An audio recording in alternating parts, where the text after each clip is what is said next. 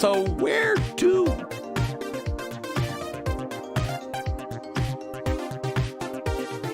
where do we begin?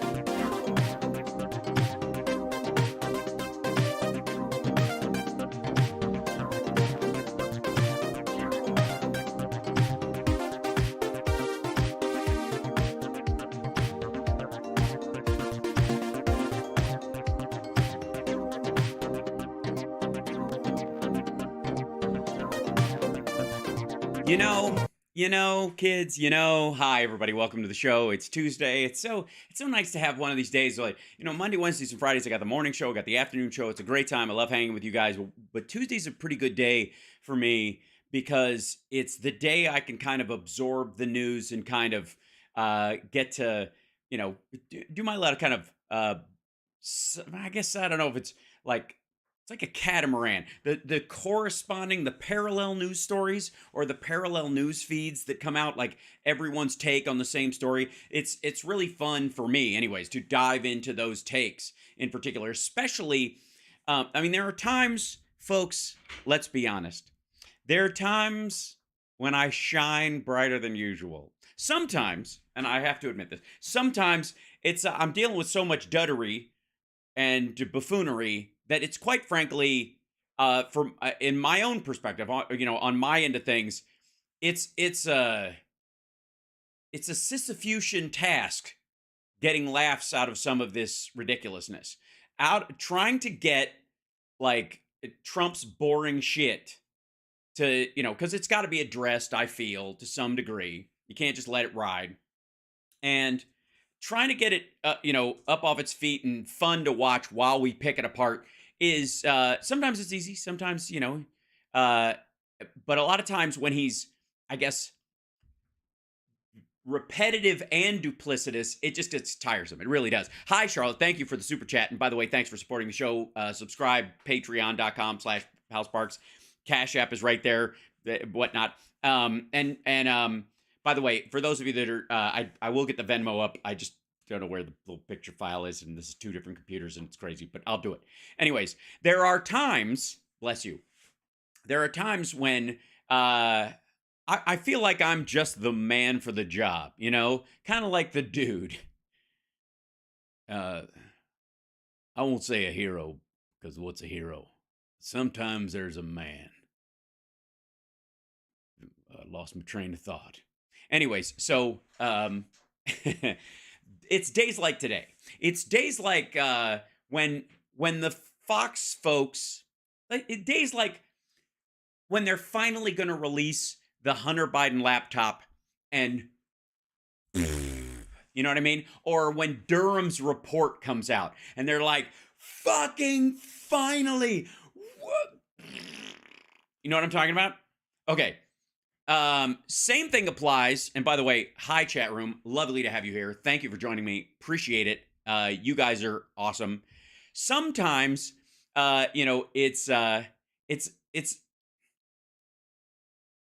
don't like to take pleasure in physical harm to other people, but metaphorically speaking, I can. And watching these dipshits around this Jan 6 footage nonsense, just marching towards a yard full of rakes by just stomping their way towards it. And you cannot steer them clear. There is no, you know what I mean? You can stand there all you want, go, you're gonna hurt that's not what you think it is. No. I know you think the pandas are adorable, but it's a bear. It's going to fuck you up. You know what I mean? Like, you're sitting there, all right, I guess, I don't know. There you go. You got to learn somehow, I suppose. Let's just hope let's just hope they survive it.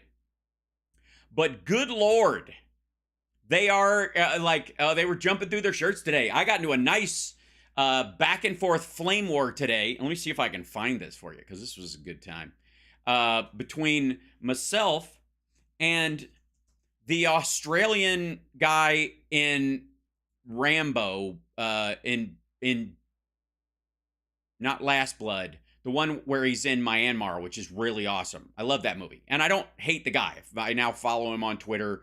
We definitely had a back and forth, but he's all in on this shit. Now, I'll think he's Australian, so he's got a different, reaction to all this. He's got I don't know why the whole thing it seems to drive him fucking crazy. Yeah. It all started with this fella here. This fella, his name is Alan Roberts, and he calls himself the MFing COO, with no more bodity. Iddity, boddity, boo. Bippity, boppity, boo. He sells, this will shock you, fitness supplements. Yeah. And I got news for you. No problem with that whatsoever. Look at this. He's got a thing, build a brand in the fitness industry. And all it takes is taking a marker to your boobies, I guess. But anyways, this dude decides, where is it? To come out with this like, now that the footage is out, where is it?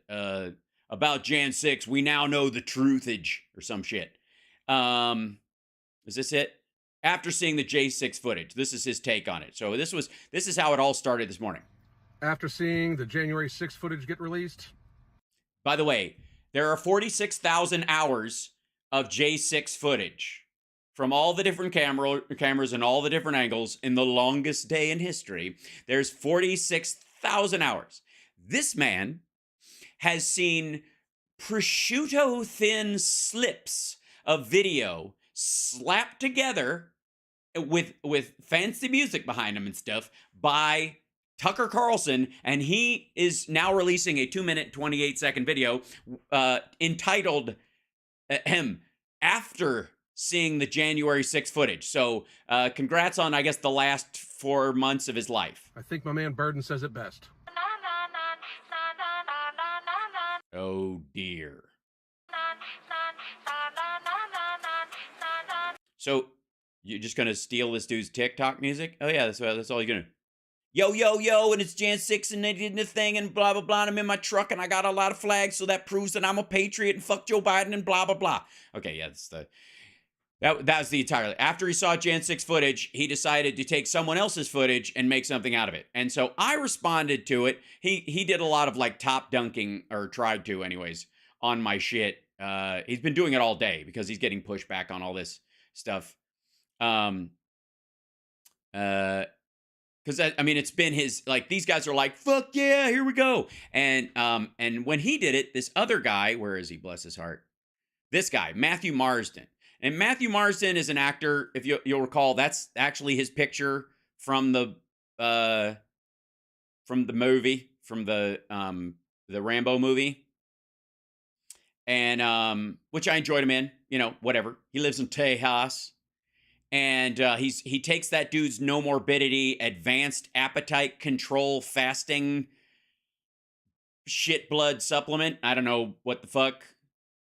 I just gotta say, I've been like fully carnivore for 3 weeks now. I'm like literally 0 carbohydrates, and I spring out of the bed in the morning. I am good to go all day. I eat once. And I've lost like 8 pounds from my midsection. It's nuts. I'm waiting for the unveil, but yeah, I'm going to be annoying people at the jam when I don't wear a shirt soon. I'm just saying. Anyways, if you have to do that, you're eating wrong. So he decided to dive in on me at one point, and I chased him down. I did not. Let's see if we find. There you go. He's anti-vax, whole deal. Like he's in, and then he hates Jeffrey Marsh because he's the big fear. Jeffrey Marsh scares the shit out of them. And Jeffrey Marsh is creeptastic. Because what the fuck?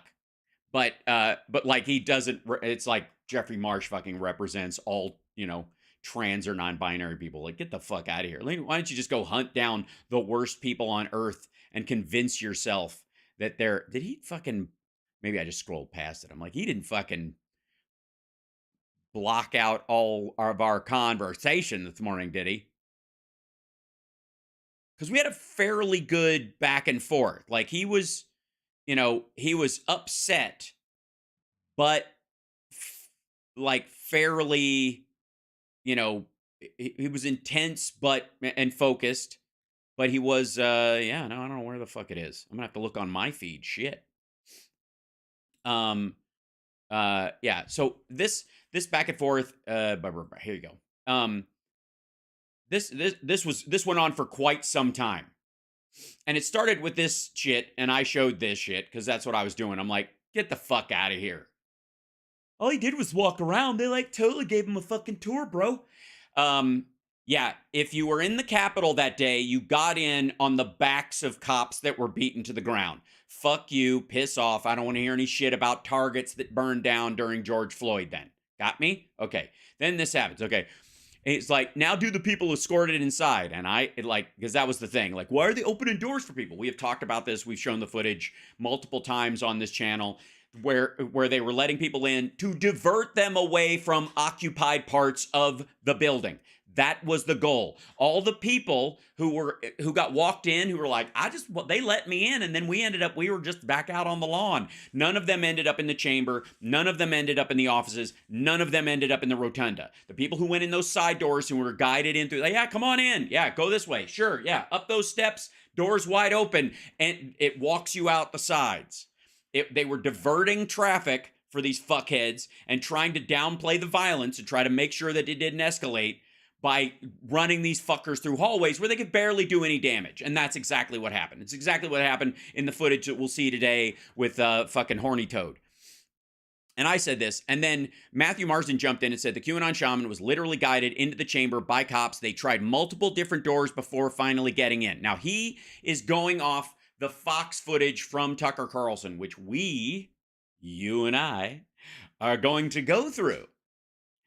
And just for the record, do you think it shows cops directing him one particular way, or you think the cops that were in there don't know which door goes where, so they had to check doors to get him to go someplace? Or do you think they were managing a crazy person and trying to divert him someplace where he could do very little harm?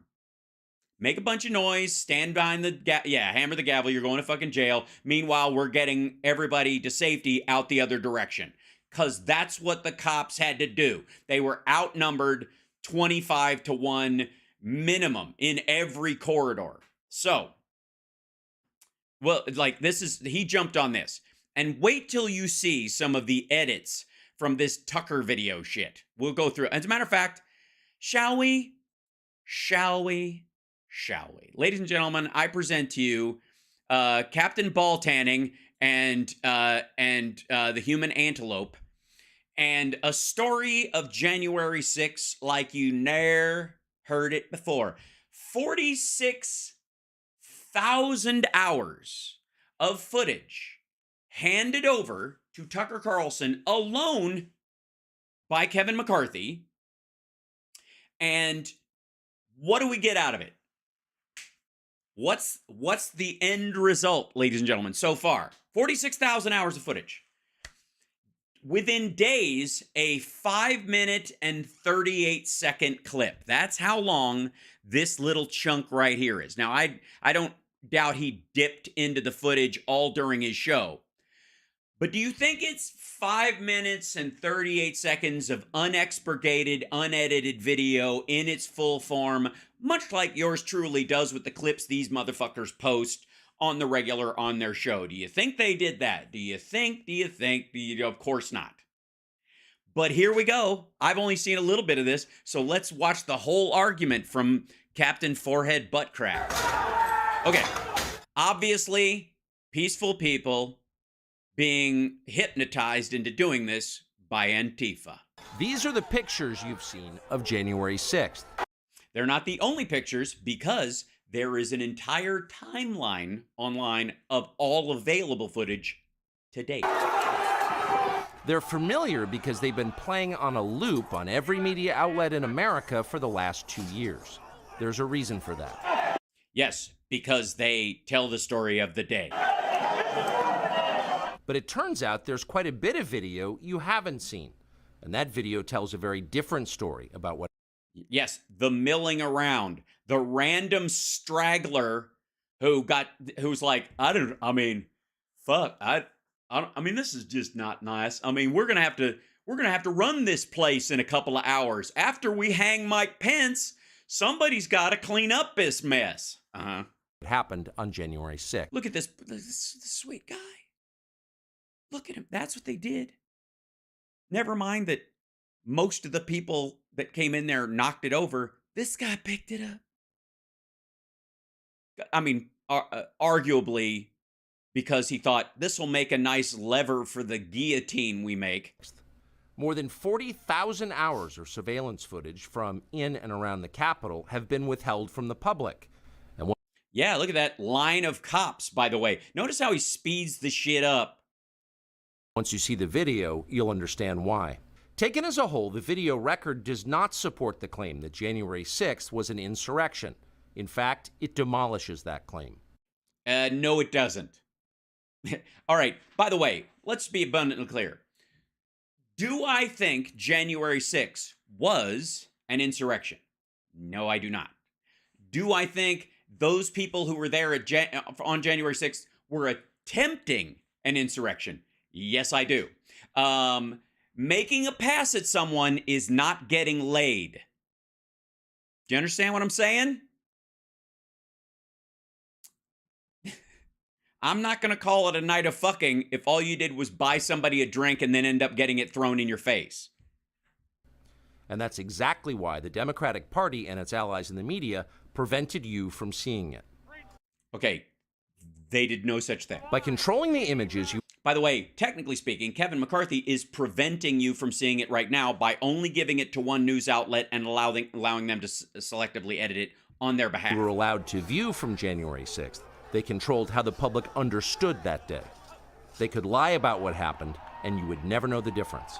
Yeah, I mean, you might, poor you might think that this was a bunch of people attacking cops, where moments later they were hitting a cop with a flagpole with a Blue Lives Matter flag on it, tasing him within an inch of his life, cracking another one's vertebrae, gouging another cop's eye out. By the way, Roseanne Boylan, the MAGA woman who was carrying the "Don't Tread on Me" flag, who died of an amphetamines overdose after being trampled by this crowd, was right over there. She's just like, see the rubber eagle head? And yeah, past those two maggot hats, go like 8 feet over, and she's dying right then. By the way, they don't bring her up because they don't care. She's not a martyr for the cause, like Ashley Babbitt, who apparently, according to Tucker Carlson, is a sucker. Let's be abundantly clear. Forget all the Ashley Babbitt is a victim of a bad cop and it was a bad shoot and she's a patriot standing up for fighting. No. According to all the maggots doing a big tap dance about this footage today, Ashley Babbitt only got into the Capitol in the situation she was in and ended up dying because Ray Epps whispered in one guy's ear and they all got tricked into attacking by a bunch of fibbies that were hiding in the crowd. They would have never done it on their own. It was just, it was the heat of the moment. Getting me shot in the chest. Those lies had a purpose. They created a pretext for a federal crackdown on opponents of the Uniparty in Washington. That's gibberish. That sentence, let me be abundantly clear. A crackdown on the opponents of the Uniparty in Washington is a meaningless sentence. He might as well have said the Rockefellers and the Illuminati and the fucking lizard people. Our office wanted to ensure that there was shock and awe, that we could charge as many people as possible. The first thing... No. Not the case. And by the way, define as possible, my friend. You're a federal prosecutor. If you want to charge as many people as possible, why the fuck are people getting slaps on the wrist when they were like adjacent to violence and didn't stop it, for example, when cops were attacked? Why are those people just getting like misdemeanor trespassing when they're standing there basically like nut cradling the people who attacked police officers? Why is that? What is that? Is there how many people are in fight? There was like, what, 6,000 people outside the Capitol and inside the Capitol mixing and storming in and doing all kinds of shit and trying to tear down the scaffolding and all that. Yeah. And how many are still in jail right now? 10%? 8%? You notice from viewing the full video record of January 6th is just how many people entered the Capitol building that day. Right. Hundreds and hundreds of people. Possibly thousands over the... Right. And yeah, thousands did enter. Only hundreds are in jail or on trial or going to be on trial. By the way, the vast majority of those hundreds have been released on their own recognizance. Course of about 2 hours. The crowd was enormous. Yeah, guys. Insurrections last at least 6 hours. It was basically 2 hours. Or 6. But 6 is basically 2, like 3 times. And 3 is a very small number. Enormous. A small percentage of them were hooligans. Hooligans, I see. How many were ruffians? What about ne'er-do-wells? Committed vandalism. You've seen their pictures. Yeah, they just committed vandalism on police officers and their fellow maggots in some cases. Again and again. But the overwhelming majority weren't. They just allowed the vandals and violent offenders to clear a path for them so that they could come in a herd and chant, "Hang Mike Pence." Look, before we even go any further on this, do you think there is a single fucking maggot or conservative or even like center-right Republican in the fucking world, in the United States and elsewhere, that would say that, look, if 5 people break into your house, the only person actually breaking the law is the guy who kicked in the door. The people who come in after him are just visiting. And I'm only going to defend my home and enforce the castle doctrine against the person who broke the window or kicked the door. Everybody else, have a sandwich. Take a shit in my living room. You what? You want to build a gallows on my lawn and hang my wife? Yeah, just march around till you fucking find her. I'll try to keep you busy while my kids sneak out the back. Get the fuck out of here. They were peaceful. They were orderly and meek. These were not... Meek. Oh, you mean like the people that will inherit the earth? Holy shit. Can you imagine that we are a minute 39 into this. Meek. We're going with meek. The Hang Mike Pence crowd. Meek. The Confederate flag crowd. Not insurrectionists. They were sightseers. That guy was stealing shit. Sightseers? Okay, first of all, fucko, I guess, Tucker, that if I break in, if my friend breaks into your house and I follow him and I start rifling through your personal documents, I start going through your dresser drawers, your medicine cabinet, your desk drawers, your fucking computer. I'm just sightseeing? Is that what I'm doing? What if I get in there and shit, like all the stuff you got, I don't even know how to break into it. So I think I'll just take a piss in the middle of your living room and give you something to see, apparently. And that's cool. That is cool, right? Let's understand what they are saying is cool with them. Now, also, before anybody throws any fucking lame troll softballs my way, I do not support political violence of any kind. The people in Atlanta trying to burn down the police training facility, especially when we need to train police better to deal with situations, is stupid and awful. And the 39 of them were arrested for terrorism, and they deserve it. And that's how it goes. If you're marching, you shouldn't have to deal with the fact that some people straggle off and burn shit down or set fire to a fucking target or any of that stuff. It is not your fault. It is not your responsibility, and it is not you. And what they're doing is wrong. Got me?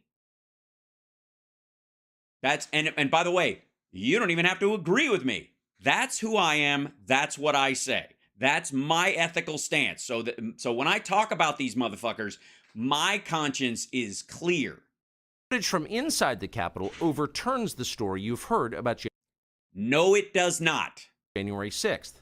Protesters queue up in neat little lines. No, they don't. They give each other tours outside the speaker's office. They're trying to find people to kill. Take cheerful selfies and they smile. That's because they were stupid enough to document their crimes. They thought they were going to win that day. This will be great on my Facebook page. After we hang Mike Pence, I'm going to make myself secretary of fucking yeehaw. They're not destroying the Capitol. They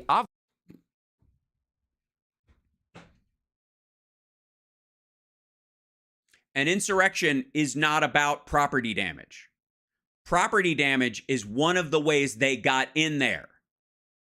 This is, by the way, an intentional diversion for people who think that Antifa BLM destroyed shit. They were like, they destroyed a whole Target. Nobody did shit about that. Meanwhile, those fuckers go to jail when they're caught. It's just stupid. But they're acting like if the primary point, by the way, was to murder Mike Pence and put a bullet in Pelosi's head and kill, apparently, relatively random members of Congress. Some mostly Democrats, but a bunch of rhinos apparently too.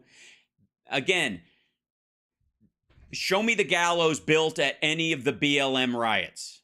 Bad as they were. Wrong as they were. obviously revere the Capitol. Yes, they obviously revere the Capitol. Motherfucker. This dude. Hold on one second.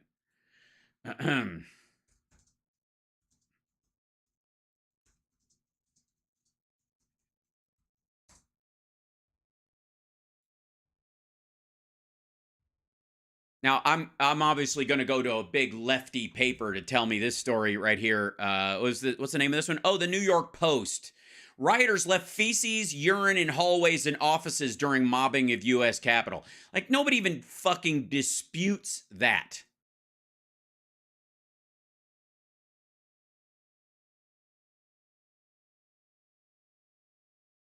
They just, guys, they revered it. I mean, that's how they mark their territory as holy ground. That's what they do. That's what maggots do everywhere they go. That's why Trump won't let them in Mar-a-Lago, because they shit all over the place. Because this is mine now, fadunk. Oh my God, praise be. This is great. Praise be the Lord. They totally respected the place. They're there because... Notice how they respected it so much that they all queued up nicely and walked through the metal detector because they weren't armed. Why not? Just to prove that they weren't armed. They had one of their own stand there by the table and look through people's bags to make sure that no explosives or firearms were. No, I'm fucking with you. They brought a lot of that because they shit in. believe the election was stolen from them. Look, if you think your ex-girlfriend still loves you, even though she's married to someone else, and you just need to break into her fucking house to prove it, you don't get a pass because you're a deluded moron. They believe in the system. No, they don't. What do you mean they believe in the system? This is them circumventing the system. You don't charge up the steps of the system. You don't break in the doors of the system. Here's the man you've heard referred to as the QAnon Shaman outside the Senate chamber. These are not rioters. These are people who wandered over from a political rally. Wandered. They wandered. Yeah, you know what's funny? Is if you just... It's the weird thing.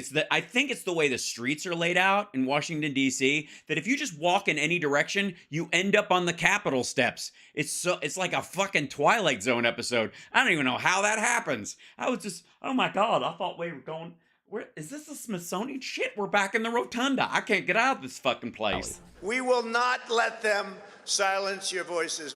After the rally, they walked.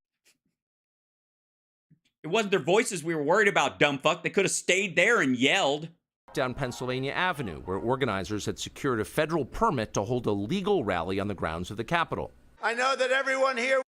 Yeah, but they did not get a marching permit because the idea was that other people had planned something later, but it wasn't connected directly to what was happening there. So some of the people might have gone down there on their own eventually was the thought. But the idea that everybody who was there to see Trump was going to get directed by the former president to march on the Capitol without getting a marching permit or any of that shit, so that they would have known this giant crowd was coming. Again, this is just stupid. Trump originally had, "We're going to march down there and I'm going to go with you," in his speech. And he took it out because John Eastman and his other attorneys and the people in the staff all told him, if it's in there, if we're going to do a march, you have to get a permit. And if you get a permit, they're going to know you're coming. And then you really are going to have National Guard all over those steps. And Trump decided to take those words out so that he could just extemporaneously tell his people to walk down there while other people guided them. The Proud Boys and the 3%ers and the Oath Keepers and all that stuff, herding fucking people down there, so that the Capitol didn't know that that was the scale of people coming, and so there would be fewer police on hand. The reason there was not a lot of National Guard there was because there was no intended march that day, according to them. They had not gotten a permit. It was not in his speech. He added it on purpose. He took it out so they wouldn't be ready. Trump intended for his people to overpower the security at the Capitol. As a matter of fact, one of the concerns that Eastman and his people put up was that they'll put those gates up like they did afterwards. Remember those? They'll put the gates up that they have, and then you'll never get anywhere near the fucking place if there's going to be a march there, because they'll put up a big, wall of gates so they're not interrupted, and then there'll be National Guard people outside of that. It was a setup. We'll soon be marching over to the Capitol building to peacefully and patriotically make your voices heard. Once at the Capitol building, things began to get chaotic. Capitol police officers. Oh, that's what it is. Chaotic. And the Capitol police officers caused the chaos. Officers fired tear gas into the crowd. Just randomly, by the way. Capitol, just so you know, let's look at that moment. Let's look at how this footage is edited and voiced over by Tucker Carlson. Listen to this and think about how fucking sponge-headed you have to be to think that this is anywhere near the truth of what actually occurred. And the inference that you are supposed to draw from how he characterizes this. Listen. Chaotic. It began to get chaotic. Police officers fired tear gas into the crowd. A few at the front of the herd broke windows. Yeah, so run that back. Let's listen to that one more time. Fired tear gas. It was beginning to get chaotic, disorganized. It was getting just wild. It wasn't that they were all marching in the same direction with the same goal. It was just chaos. It was just like the Wandering. It was like Wandering, but faster. That's what they did. They were all wandering, and then the Wandering just got frantic. At the Capitol building, things began to get chaotic. Capitol police officers fired tear gas into the crowd. Yeah, by the way, apparently just to be dicks. Do you get that? And look at the footage cut right here. Look at this. Look. All right, hold on. Let me move this over here so you can see this a little better. Think about the jump cut we are watching here. Because this matters. Like 46,000 hours of fucking footage. And everybody on Twitter who's been posting this fucking clip all day is high-fiving themselves and congratulating themselves on this footage. And it's fucking embarrassing. Okay? Come here. Hey, maggot, come here. Trolls, scoot in fearlessly. I thought you guys were tough. Get in here. Let's look at this again. Things began to get chaotic. Cops just randomly threw tear gas into the crowd. They just decided to do it. Then, all of the sudden, there are people at the front. There's already broken glass. I mean, somebody obviously broke the glass to let him in. Watch this. Things began to get chaotic. Capitol Police officers fired tear gas into the crowd. A few at the front of the herd. Look at this. A few at the front of the herd.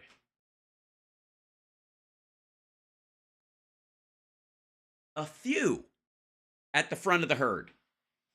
We jumped from the crowd was gathering, the cops threw tear gas for whatever fucking reason, just because they don't like conservatives, I think. It was just political on their part. And then all of a sudden, they are, 65 feet forward and already smashing through the glass. I guess not only is tear gas a repellent, it's also a propellant, and apparently mixes with your own fucking gas and turns into jet fuel and shoves you ahead 65 feet so you and makes your and slams your head into glass. And then these motherfuckers are leaping through. So let's continue. Just think of just how much he's scissoring out time in this to blow off all of the reality. Because again, at this point, depending on what the timing of this particular footage is, because he doesn't timestamp it. Oh, fuck me. That's the other part. None of this footage is timestamped. I mean, that he shows, and where it is, he, in a lot of cases, has it covered.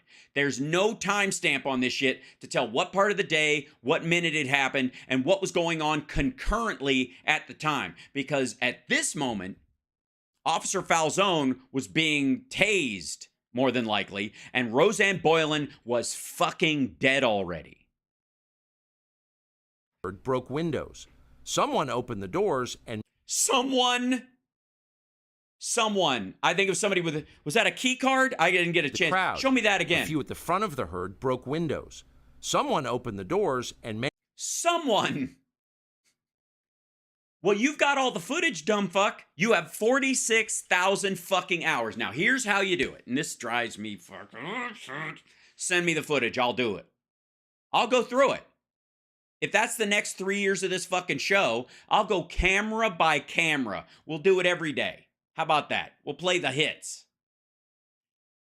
Here's an idea, fucker. That guy in the green helmet, that guy in the MAGA hat, and that guy with him, they're together. You have all of the footage. You don't have to go, someone opened the doors. You know who opened the doors. You know who that guy is. And there's only two reasons why you're not showing it. One, you view it as relatively random and it doesn't prove your point. You're just lazy.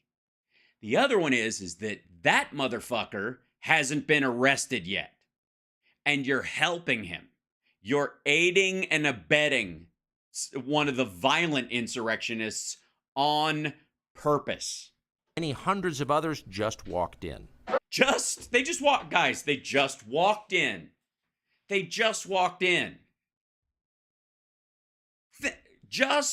For fuck's sake, extrapolate this across all areas. Just do it. Just think of any crime where multiple assailants are involved. Just go with, he's the one that roofied her. We just fucked her. Do you see what I mean? At one point, Your Honor, you can't, she's unconscious. So, I mean, is it really an attack if she doesn't even know what's happening? That's what they're talking about. That's the legal excuse he's making. Fuck this dude. Are you out of your fucking mind? The rest of them just walked in. Holy shit. Oh, I will, Moms. Thank you very much. I will look right now. Thank you so much. Oh, thank you so much, Suzanne. Appreciate that. Bless you. Excellent. All right. Whew. They're gonna make that the story. Of course, they did make it the story. And they're gonna make that the story. And what do you mean? By the way, this is before, you dumb son of a bitch. others just walked in. They're gonna make that the story. Of course, they... Hey, look at that. They're gonna make that the story. Like Alex Jones is just gathering... He's just helping them patch up his fuck up that day. And by the way, Alex Jones participated in this, thought he was going to be one of the kings of the insurrection. And like his hero Donald Trump and all the rest of the upper maggots that ran this fucking thing, he's a lifelong fuck up. He always will be. He couldn't even maintain a media empire based on horse shit. You know how easy that shit is? Ask any televangelist. Alex Jones, if he could just stop this short of being a complete and utter scumbag, could have stated rich. Look at how much money InfoWars was making. And all he had to do was not say that the parents of 6-year-olds that were murdered were fucking faking it. He couldn't stop himself at that point. That's what a fuck up Alex Jones is. That asshole could have been talking about UFOs and the Illuminati and fucking Rockefellers and little green men and like Agartha and Hollow Earth for fucking ever and bought an island and disappeared to it one day. But this is what a fuck up and a liar, by the way, because I've been on Alex's show and I'm here to tell you he's a fraud. Did make it the story. And at the center of it, the single most famous person arrested that day was a Navy veteran from Arizona called Jacob Chansley, often referred to as the QAnon Shaman. The so-called QAnon Shaman. Well, yeah, Don Lemon said it, so it's basically a crime. Also, I would like to point out, none of this, Wolf Blitzer, Don Lemon, any of these folks, this is not Jan 6 footage. They might have talked about it in relation to January 6th, but this is not footage from the Capitol. You're not seeing anything new. This is narrative. In a situation, and I can't state this strongly enough, where this motherfucker has 46,000 hours of video. He's showing you clips of Don Lemon and Wolf Blitzer using a name that everybody knows for the QAnon Shaman. Who gives a shit? QAnon Shaman. Someone named Q Shaman. Jacob Chansley became the face of January 6th, a dangerous conspiracy theorist dressed in outlandish costume. No. By the way, I and many of you, I'm certain, did not think of him as a quote-unquote dangerous conspiracy theorist. A fucking lunatic, sure. A vile fake patriot because of his participation in this horseshit, but largely based on the fact that he's stupid. He's a stupid person. He's dumb. He's not smart. He's confused. He's sponge-headed as fuck. But none of us were like, hey, gotta hurt somebody with them horns. Get the fuck out of here. Who led the violent insurrection to overthrow American democracy. No, he did not lead it. Stop it. Stop. Stop. Again, this is manipulation. It's like Tucker's teaching a fucking master class in being full of shit. This is like gaslighting 101. For these crimes, Chansley was sentenced to nearly 4 years in prison, far more time than many violent criminals now receive. What did Jacob Chansley do? By the way, not violent Jan 6ers, by the way. Violent Jan 6ers, a lot of them are getting off with a slap on the wrist. Like, they can apologize for nearly, like, breaking a cop's spine. To receive this punishment.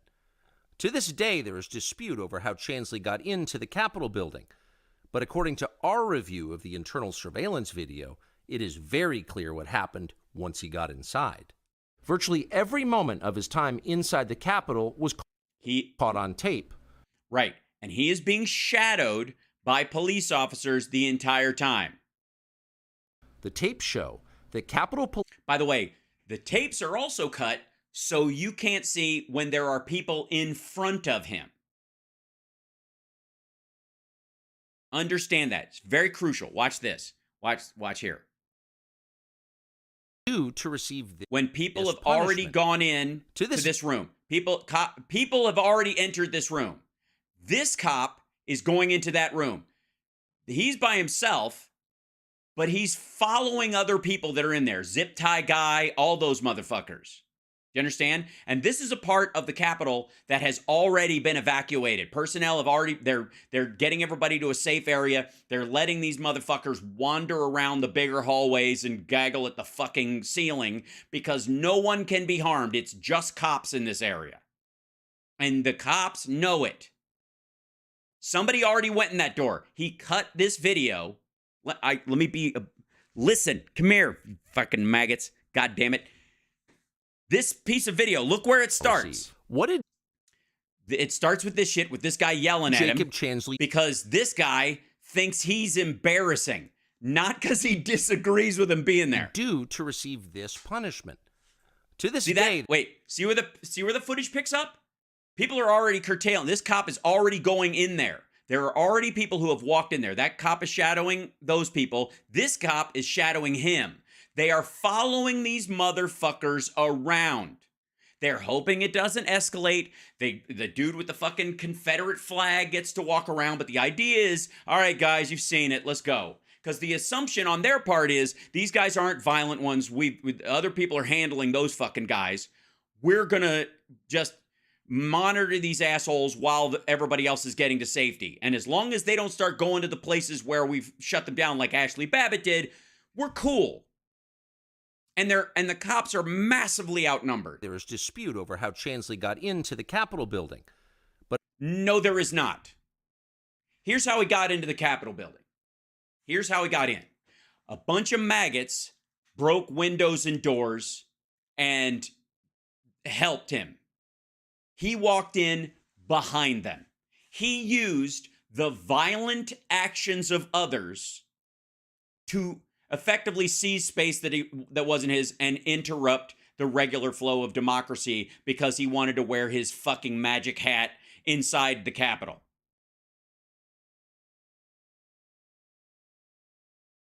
If I stomp someone to get into a concert, I can't plead that they suddenly became stairs.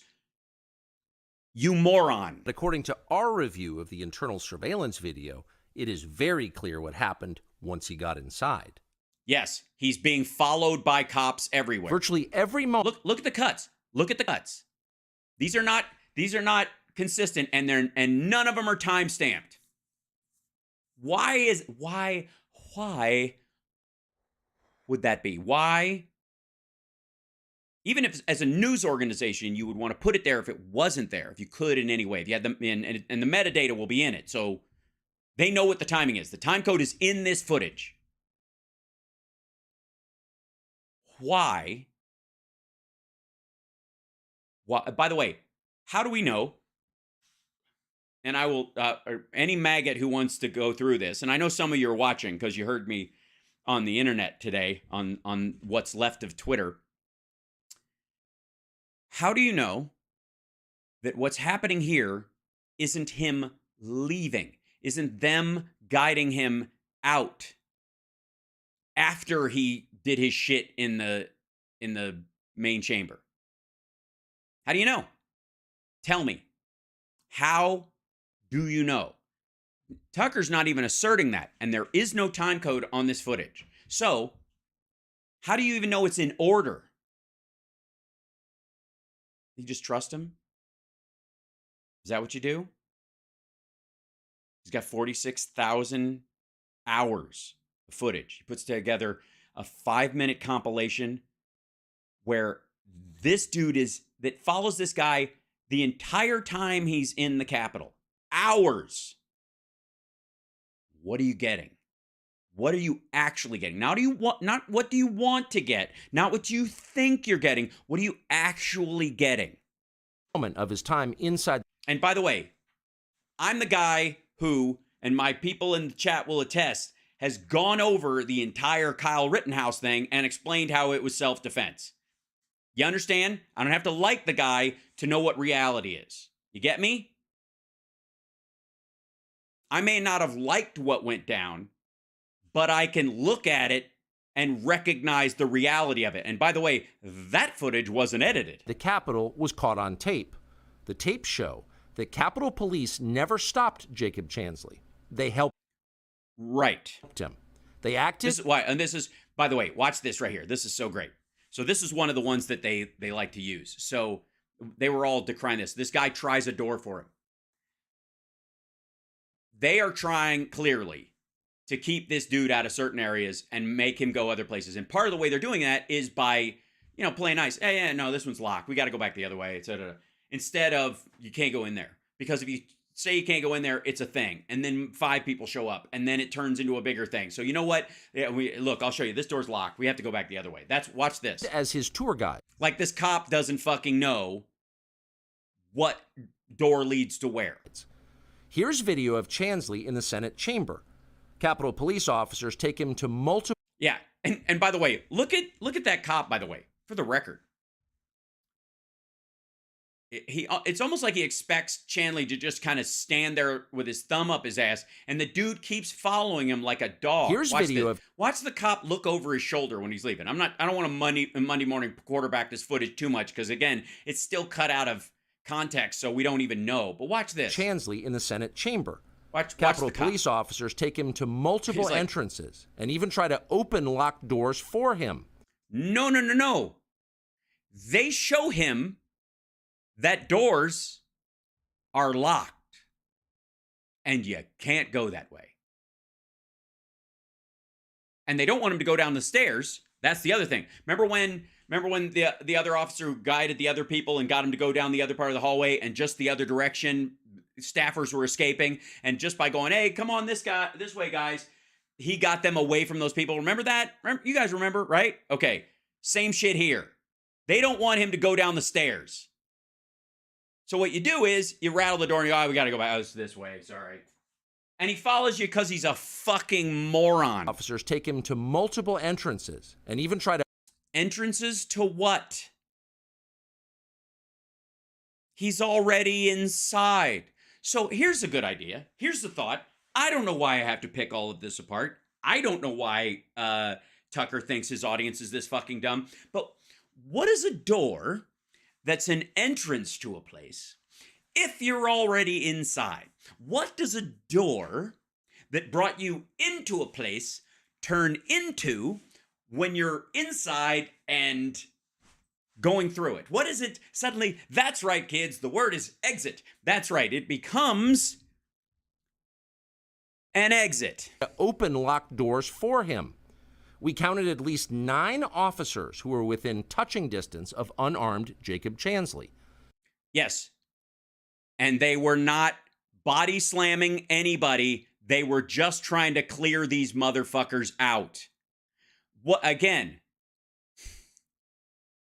imagine the stories we would have heard if they'd have fucking bounced this motherfucker, tore his fucking stupid hat off, cuffed him up, his American flag on the ground, and people taking phone video of it and the shit. And everybody's going, they do that to a white guy, but they don't even do that to them BLMs. Not one of them even tried to slow him down. Right. Because they were walking him dry, dummy. Chansley understood that Capitol Police were his allies. No, he did not understand that Capitol Police were his allies. He thought the world was made of buckwheat and oats. And it was all in a feed bag for the taking. Video shows him giving thanks for them in a prayer on the floor of the Senate. Watch. Okay, by the way, may I point to you that at no point, this is the footage that everybody's been clamoring about, and I think it's up to this point is the only thing I've seen. And Marsden, or what's his name? Fucking dude, man. This guy, Matthew Marsden. He said that, let's go back to here. QAnon Shaman was literally guided into the chamber by cops. They tried multiple different doors before finally getting in. You can literally see his brain working while he goes through that footage. Bless his heart.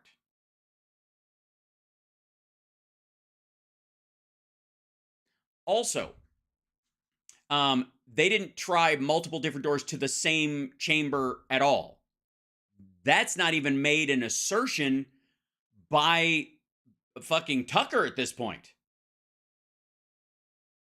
He's just making it the fuck up. And then he goes, all right. And then I said, no, he was, Boylan was already dead at this point, which is true. No, he was followed. He was behind other riders, and he was following them. The cops were overwhelmed, and they were trying to ratchet down the violence by shadowing people as they cleared the populated parts of the Capitol.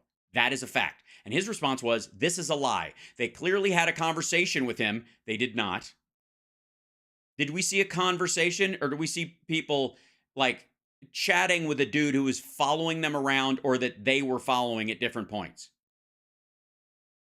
No, man, you can't go in that way there. That's it. Then walked around with him, even trying to open the door for him. No, they didn't. They showed him a door was locked. Get me the audio. Fire away. Get me the police testimony where, like, we were trying to get him into the chamber maybe so because we thought he'd just rub one out and take a nap. Did you see the footage, Hal? Look at 349 onwards in this video. I look forward to your reply. Well, this is my reply, Matthew. Today's show is dedicated to Matthew Marsden, a fine actor and a bit of a vaccine loony, but whatever. Bless your heart, but no. I'm here to tell you, especially actor to actor, that we should understand what editing and narration does to the truth. In this case, it obliterates it. Shows him giving thanks for them in a prayer on the floor of the Senate. Right, because they didn't beat the living shit out of him. Watch. Thank you, Heavenly Father, for giving the inspiration needed to these police officers to allow us in this building. Contrast the reality of what Jacob Chansley did in the Capitol. Yeah, they didn't let you in, dummy. You overwhelmed them. Your friends almost killed them. They had to fall back. Building on January 6th. The indisputable facts recorded on video, some of which has never before been seen, with the depiction of Jacob Chansley that you've seen in the media for more than 2 years. He's a terrorist, they said. No. Calm the fuck down. And this is, by the way, Tucker Carlson does this shit all the time. Tucker Carlson takes what is effectively the most benign part of a story and tries to exaggerate it to fit the reality of the worst part of the story to bring the impact of the worst part of the story down. So it's the idea of saying, like, in this case, cartels, when they sell drugs and run money and that kind of stuff and human trafficking, will often use minors as errand boys and drug sales people, like as drug dealers. Not the dealers, technically. They just kind of pass it out and take the money. The deals are made elsewhere. You pick it up from the kid. And what Tucker Carlson is doing effectively here is showing you elementary school pictures of a young inner city child who his day job is selling drugs for a gang that gets paid by the Sinaloa cartel, in an attempt to convince you there is no Sinaloa cartel. So you're saying the Sinaloa cartel is this kid? They said this kid is the fucking leader of the Sinaloa. No, they did not. This is, again, it's all fucking gaslighting. He should be killed. Shoot him. Shoot. And by the way, that Schmidt is wrong, by the way. No, don't shoot him. Like, you burst into the United States, if he was dressed like bin Laden, would you have shot him? Shoot him. Shoot him. It makes you wonder, who are the violent extremists here? Oh, for fuck's sake. No, it doesn't.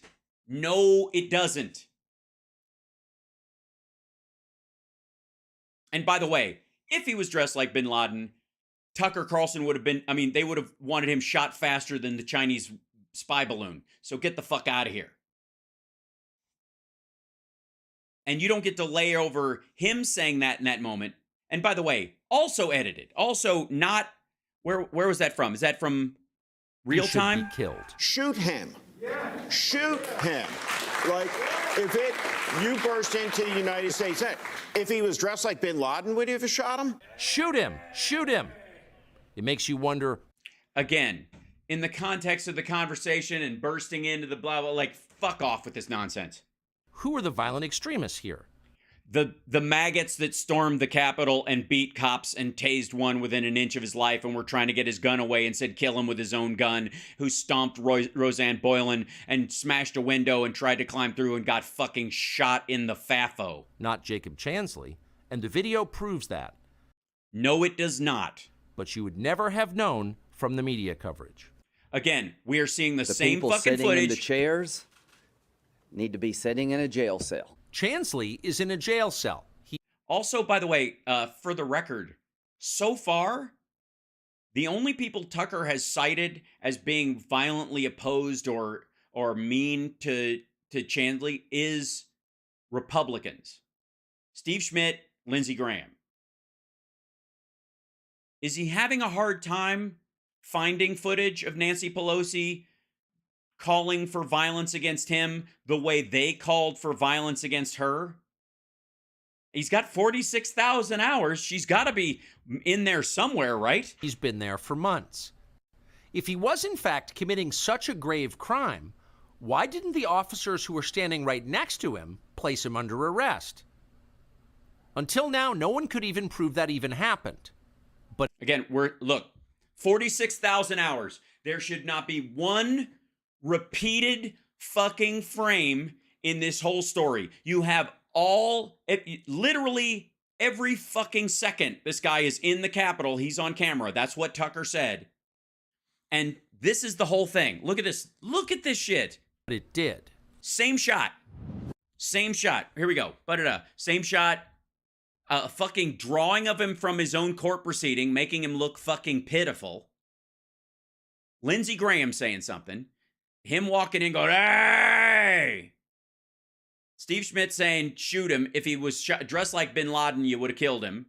Them taking photographs of him while he's yelling his bullshit. Cops, basically, all right, yep, okay, yep, be on your way. Come on, wrap it up. And then he ends up going, bless the cops, and then they leave. But by the way, and leaving notes that they were there. These fuckers taking shit. This guy in the this guy's got a don't tread on me flag. Just like Roseanne Boylan, who died of an amphetamines overdose, probably caused by the tachyarrhythmia that while she was being stomped to death by her fellow maggots, and she had a don't tread on me flag. They're going in there. They're like, okay, yeah, we're headed that way. There you go. They open the door for him, follow him in. And by the way, is this? Nope. Wouldn't you think? See this door? Where's that door going? The door that they're opening? Where's that door go? Where's it go?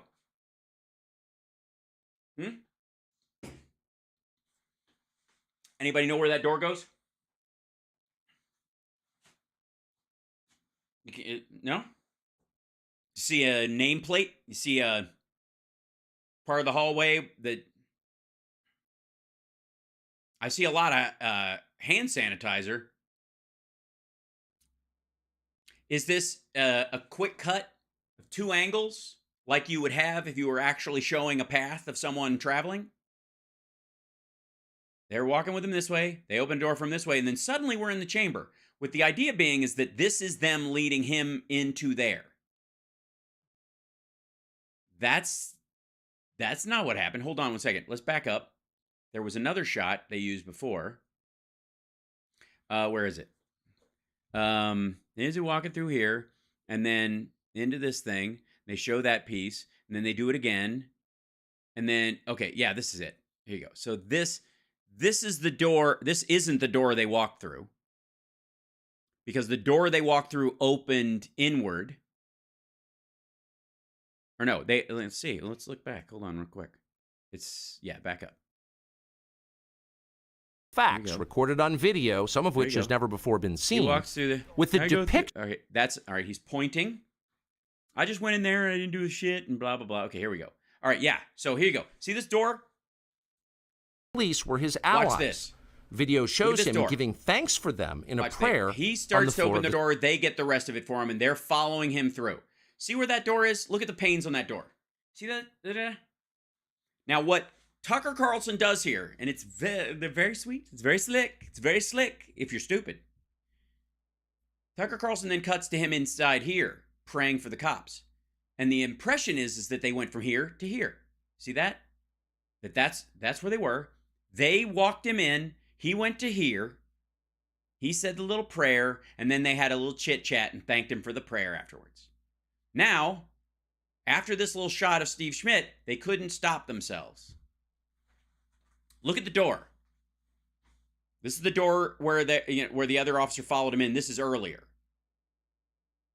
This is not at the same time. That footage of them going through those doors is them getting him the fuck out of there after the fact.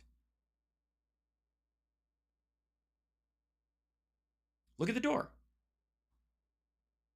Look at the lie that you have been told by Tucker Carlson for 5 minutes and 38 seconds, maggots. Look, I am very careful, especially these days. Whenever I see body cam footage of a police interaction with people or any of that stuff, to make sure that where available, I go look at the full context of what happened. I don't look at fights that pick up in the middle between any group of people and assume I know what the fuck is going on. And I see it happen all the time. I love Rex Chapman, but he falls for it faster than any person I know. Bless his heart. And he does it from a good space. It's just wrong. Context matters, especially in those cases where somebody is giving you a sliver of a moment to try and convince you of a narrative before it even happens. Okay?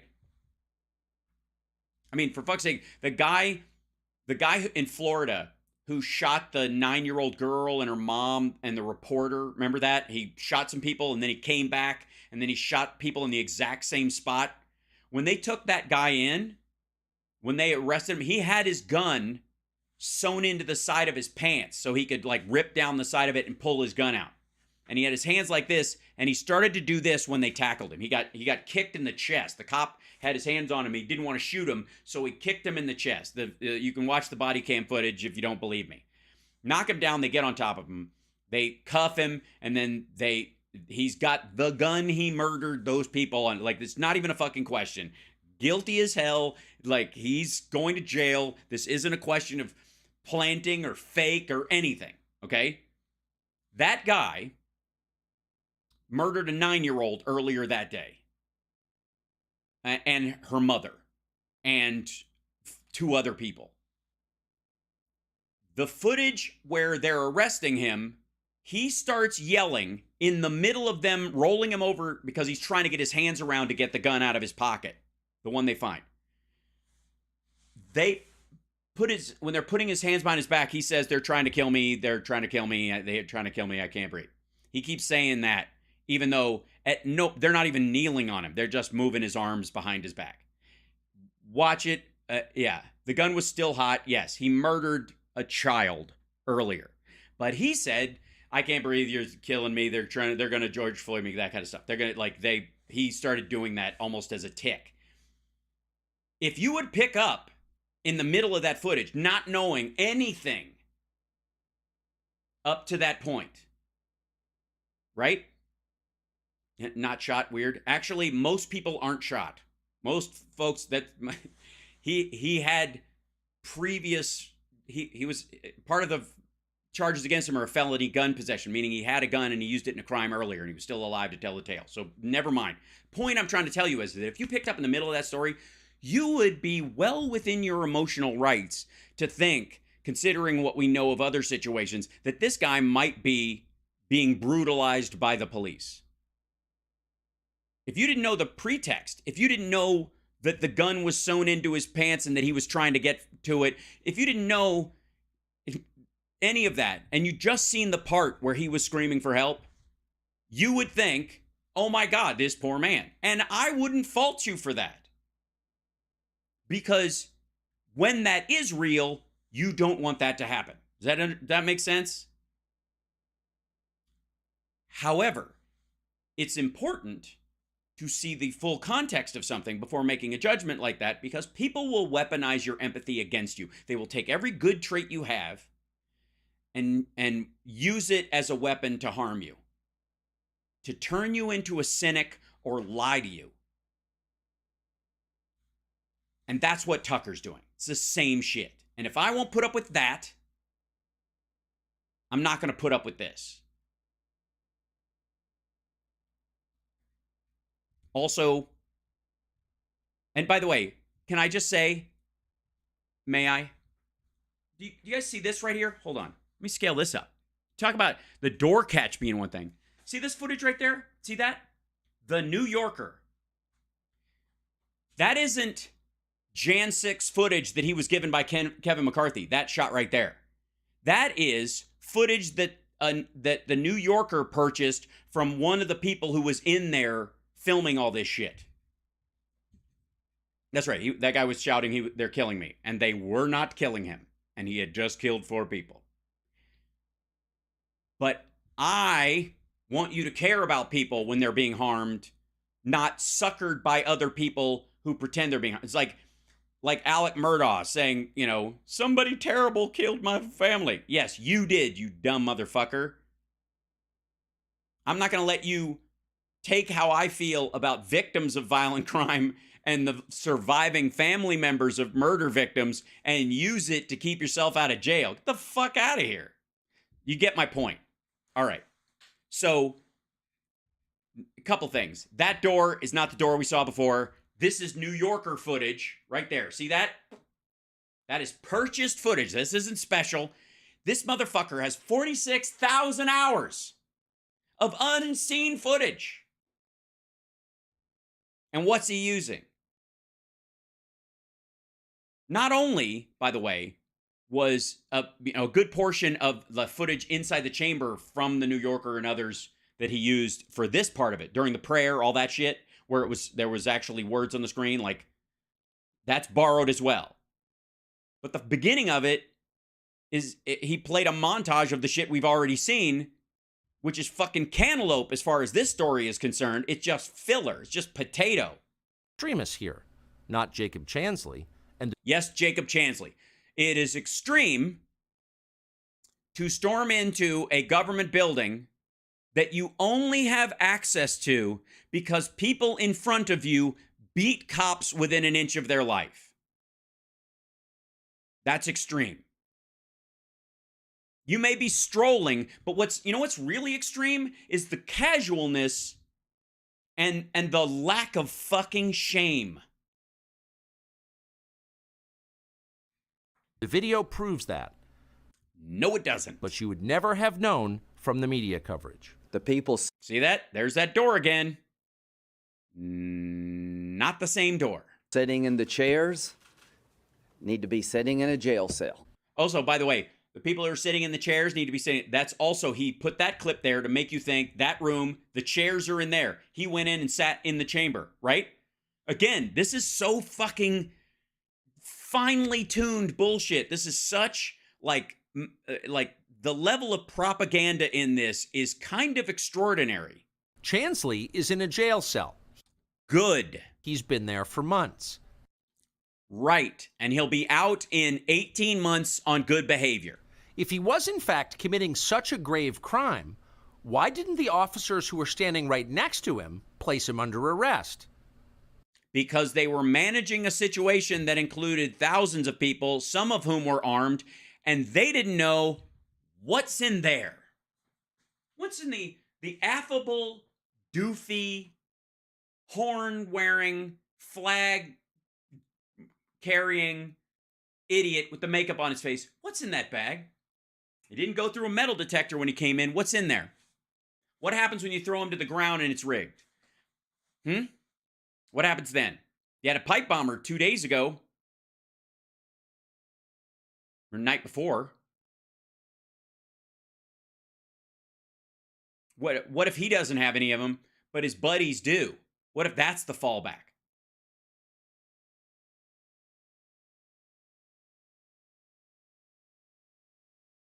And you don't even have the manpower to fucking do anything about it. You're already overrun. You've heard all day at this point, all morning, the stories of cops being, dragged out practically lifeless, unconscious, bleeding from the nose, the ear, eyes gouged, teeth broken.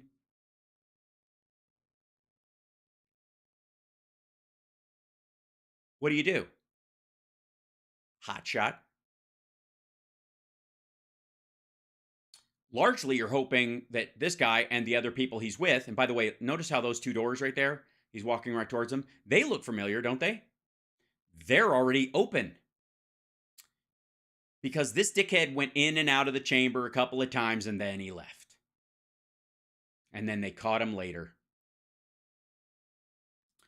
Please explain how Tucker gets away with this shit. He won't. He's not. I'm here. Hi, Tucker Carlson. You're full of shit. Hi, anybody who actually watched this and thought there was a there. You're being lied to.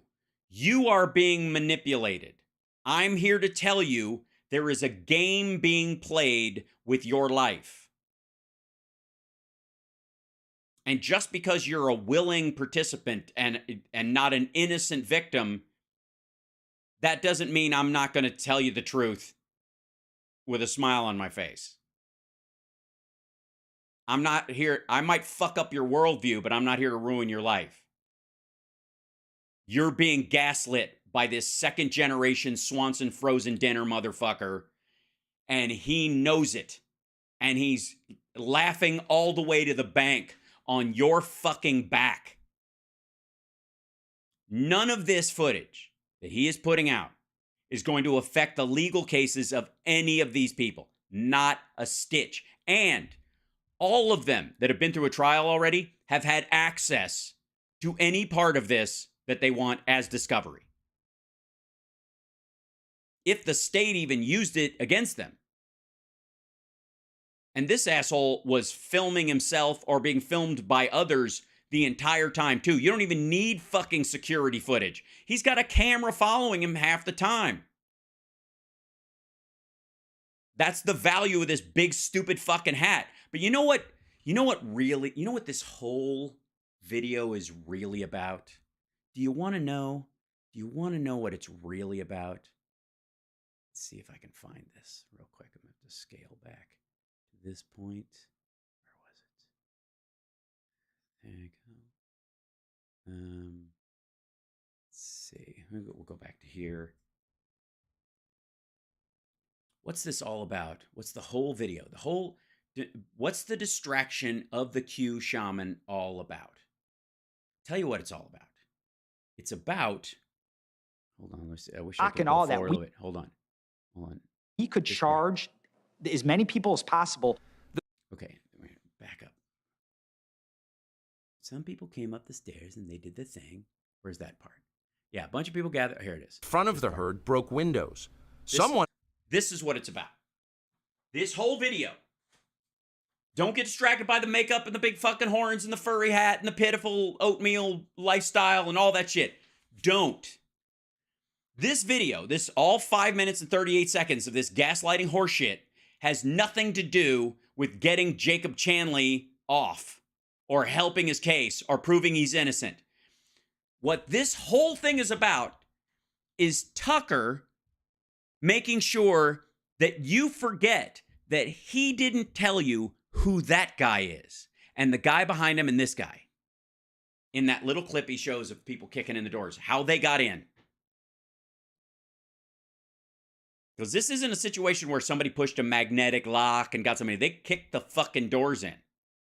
Out, rather, I guess. They kicked the doors out. The whole thing, this whole video, is to like, look at shiny furry hat dude. Look at this guy.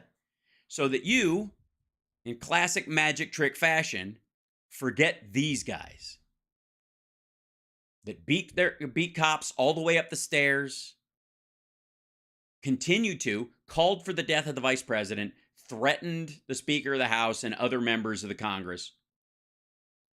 Would have gone through with it if they fucking caught them. He's wearing a fucking military helmet right there. That's not a motorcycle helmet.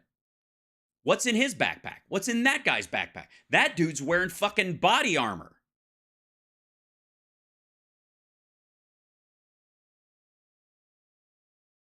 The whole purpose of this video is to forget those guys.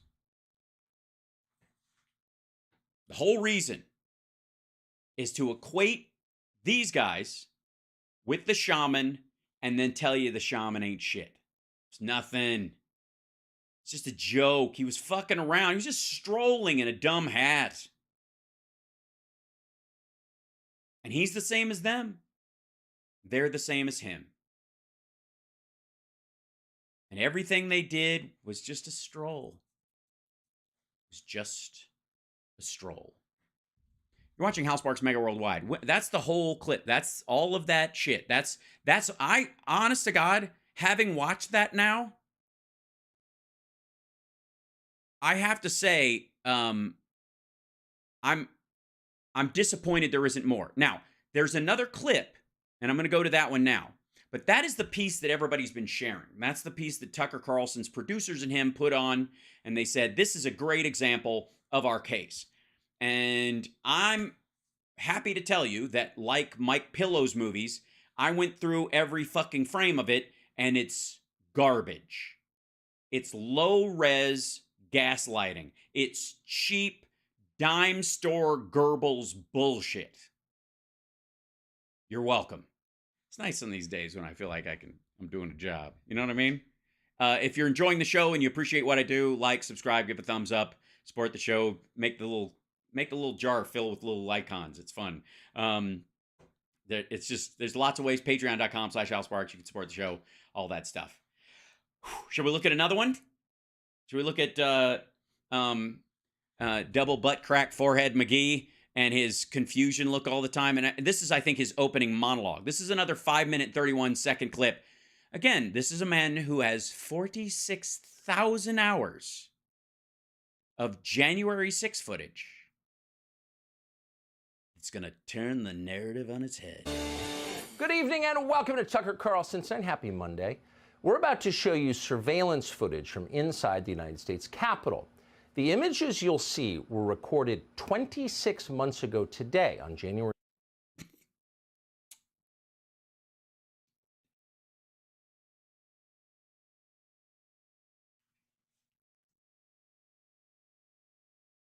The images you'll see were recorded 26 months ago today on January 6, 2021.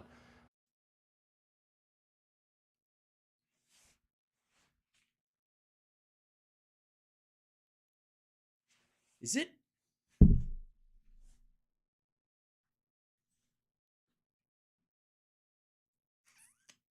I guess. Why is that meaningful? I mean, if it was 24 months ago,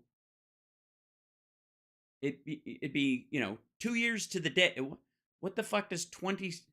Because Monday was March 6th. Okay, all right. Until now, politicians have kept this tape hidden from the public. No, they haven't. There's 46,000 hours of it.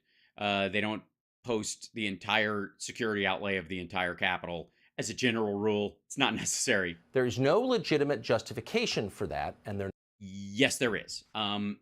The random availability to, I guess, any foreign power, much less any run-of-the-mill Michigan militia, knowing exactly where all the key cards go and who has them and how people move around the Capitol and what doors lead to where. Just probably not a good idea. They should at least have to do some homework, I think. Never has been. Speaking of has been, hi. On January 6, 2 years ago, thousands of protesters walked 2 years and 2 months. I mean, stick to it, man. From a Trump rally on the ellipse outside the White House to the U.S. Capitol, where the certification of the presidential election was underway. Oh, that's what happened. I was, and they just walked, by the way, just so you know. The protesters were angry. They believed that the election they had just voted in had been unfairly conducted. Hi. They had voted in that election months before. And they were right.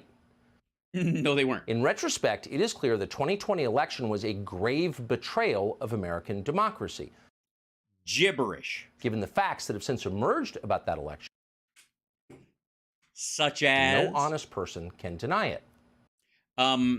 I'm denying it, and I'm an honest person. I think if you make an extraordinary assertion, I'm going to need at least ordinary evidence. You twerp. Yet the beneficiaries of that election continue to lie about what Oh, you mean the winners? is now obvious. You mean the winners? The real crime, they will tell you again and again, is not what happened on Election Day 2020. The real crime is what Yes, there was no crime on Election Day 2020. There was not. What the ever-loving Dominion lawsuit fuck is this? happened 2 months later on January 6th, when Donald Trump led an insurrection against the duly elected American government. To prove that claim and to divert attention from the details of the presidential election itself, Huh? All right, so I'm to believe. By the way, we're a minute into this. Have you seen any new footage? Nah, he's just yammering. I would have it if I had 46,000 hours. I wouldn't even have the fucking Capitol behind me. I just have footage running all the time and go, hey, if you spot anything fucked up, we're just running the footage during my shows for the next 5 years in case anything stands out. There's no way we could ever get enough staff to go through all of it. So we're going to play one camera angle a night. Meanwhile, run that by me again. prove that claim and to divert attention from the details. Oh, that's what I was saying. Yeah. So the idea is that the Democrats needed January 6th to get to distract from an election that they amongst, by the way, along with a bunch of Republicans, had won. And the only thing that would do it, like, instead of being dogged by ideas of illegitimacy, like, say, George Bush was, or Trump when he lost the popular vote by 3 million the first time and then double that the second time, that the Democrats needed, or they're like, let's see, how do we make people forget that the election that wasn't stolen? I know, we'll drive maggots crazy and make them charge the Capitol so that we can ultimately not do much at all to them. We can arrest a few of them, less than 10%. That'll show them. And it's worth risking an active attack on our Capitol with a bunch of people who are lunatics and QAnons with backpacks full of God knows what. The presidential election itself, Democrats in Congress impaneled what they called the House Select Committee on the January 6th attack. The point of that committee was to prevent Donald Trump from running for president again. No, I think part of it was to go over what happened on that day and make it abundantly clear who the participants were. In December of last year, committee members voted. They don't, by the way, they don't need to, they're not going to have any trouble keeping Trump out of the White House next time. Republicans are well on their way to destroy unanimously to refer Trump to the Department of Justice for criminal prosecution. Right, because specifically the fact that he knew that if he put his January 6th plans in the teleprompter and got an actual permit to go to the Capitol for his march, would have increased security, and therefore their insurrection attempt would have failed even more miserably. So he left it out so that the Capitol Police would be caught with their pants down effectively, is reason enough to understand that he is a treasonous fuck. Mission accomplished. But what the committee Thanks very much. did not do was explain what happened inside the Capitol on January. You know why? Well, they didn't have to explain what happened inside the Capitol, because I'll tell you what. The part that was worrisome, until everybody was obviously taken to safety, including the vice president, who they intended to hang, really the worrisome part happened up until the breach and a little while after that. After it wasn't going to ultimately affect anything, and it would just be a violent bunch of blathery bullshit like the rest of Trump's life, that wasn't even the necessary part. It's how it started and how you keep it from happening again. I give a fuck if they walked around in circles, or if they shit their pants, or if they all they took pictures of themselves in the dome and went, wow, it makes my head look really big. January 6th. 3 weeks ago, thanks to the new Republican Speaker's office, we gained access to thousands of hours of surveillance video that helped 46,000 hours. answer that question. Yeah, well, it would, except that's not your goal, is it, Tuckums? The January 6th committee had access to this very same tape and watched much of it. Much of it. But as we're about to show you, committee members lied about what they saw. What?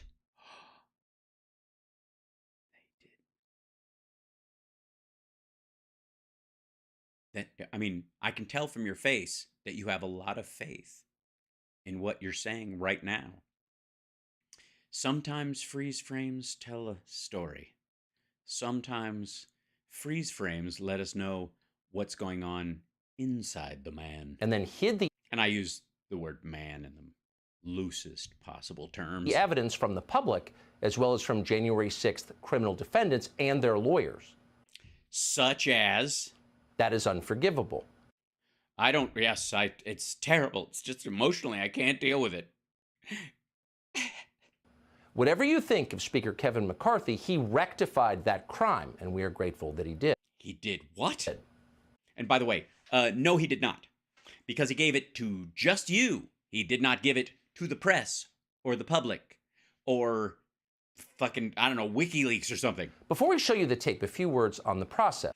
Hold on.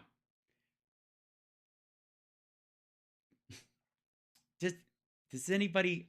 He's trying to make me crazy. He's trying to drive me crazy. That's what's happening. That's what's happening. Before I show you the tape, ladies and gentlemen, the tape. 46,000 hours of digital footage. Let me show you the tape. Eh? You fucking piece of shit, huh? Hey? The tape. I took all that stuff and I made a tape. Our producers had unfettered access to the Capitol. Ooh, they didn't fetter you at all? Surveillance video. Neither the Speaker's office nor our bosses at Fox News interfered in any way with our investigation. So there was, and by the way, this is also, he has to say this, so Fox isn't on the hook editorially. It's not going to work. Of the 40,000 or so hours of tape, most of it turned out to be irrelevant. Oh, yeah. I mean, you watched it all, right? Sure. It's been 46,000 hours since you got... How big is your fucking staff, man? All right. Hang on.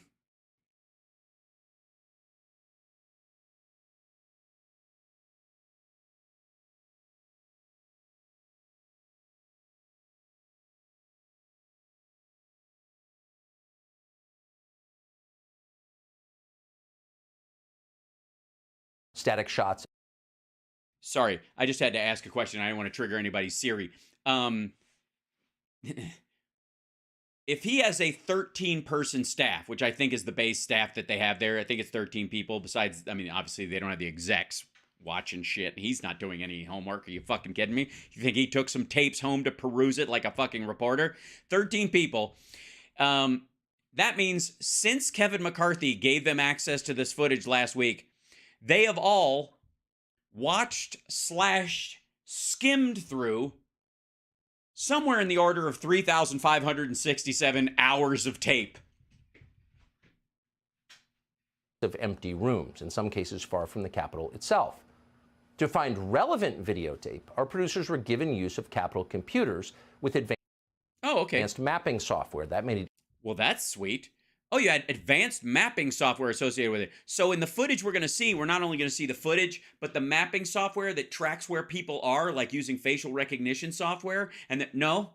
Well, they'll have obviously they'll have the timestamp and the name of the people because they've identified them later. And so they got all this facial recognition stuff and and then it shows, no, it's just blank footage with no markings.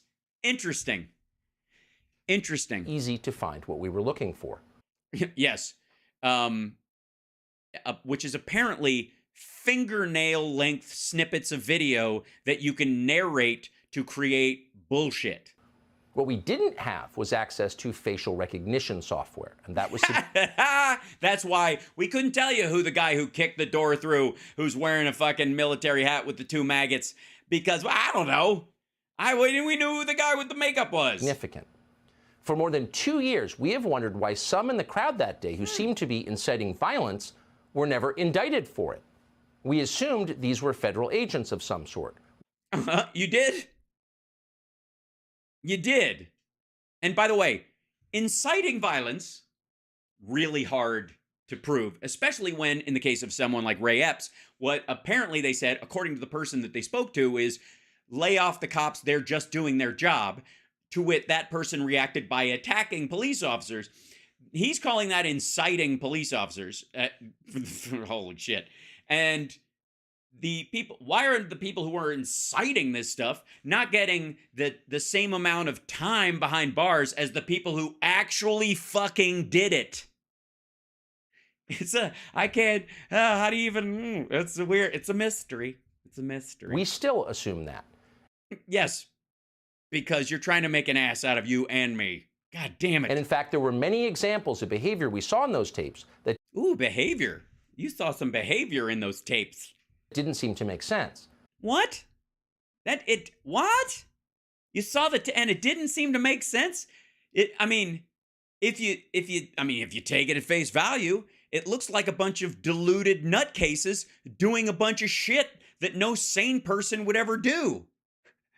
In the name of a blathering orange dipshit who lives in a tower in Florida eating fucking well-done steaks with ketchup on them.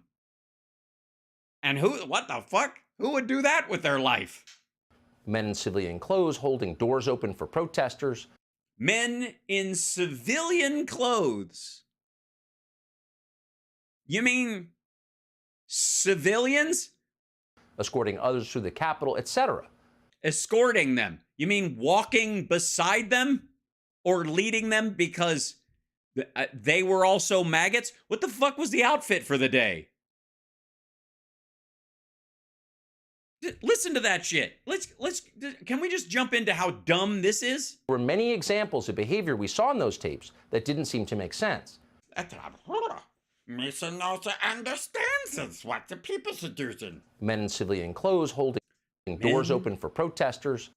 Maybe they're just fucking polite, okay? That's why they're civilians, because they're fucking civil. Okay, Tucker? This is... What? Escorting others through the Capitol, etc.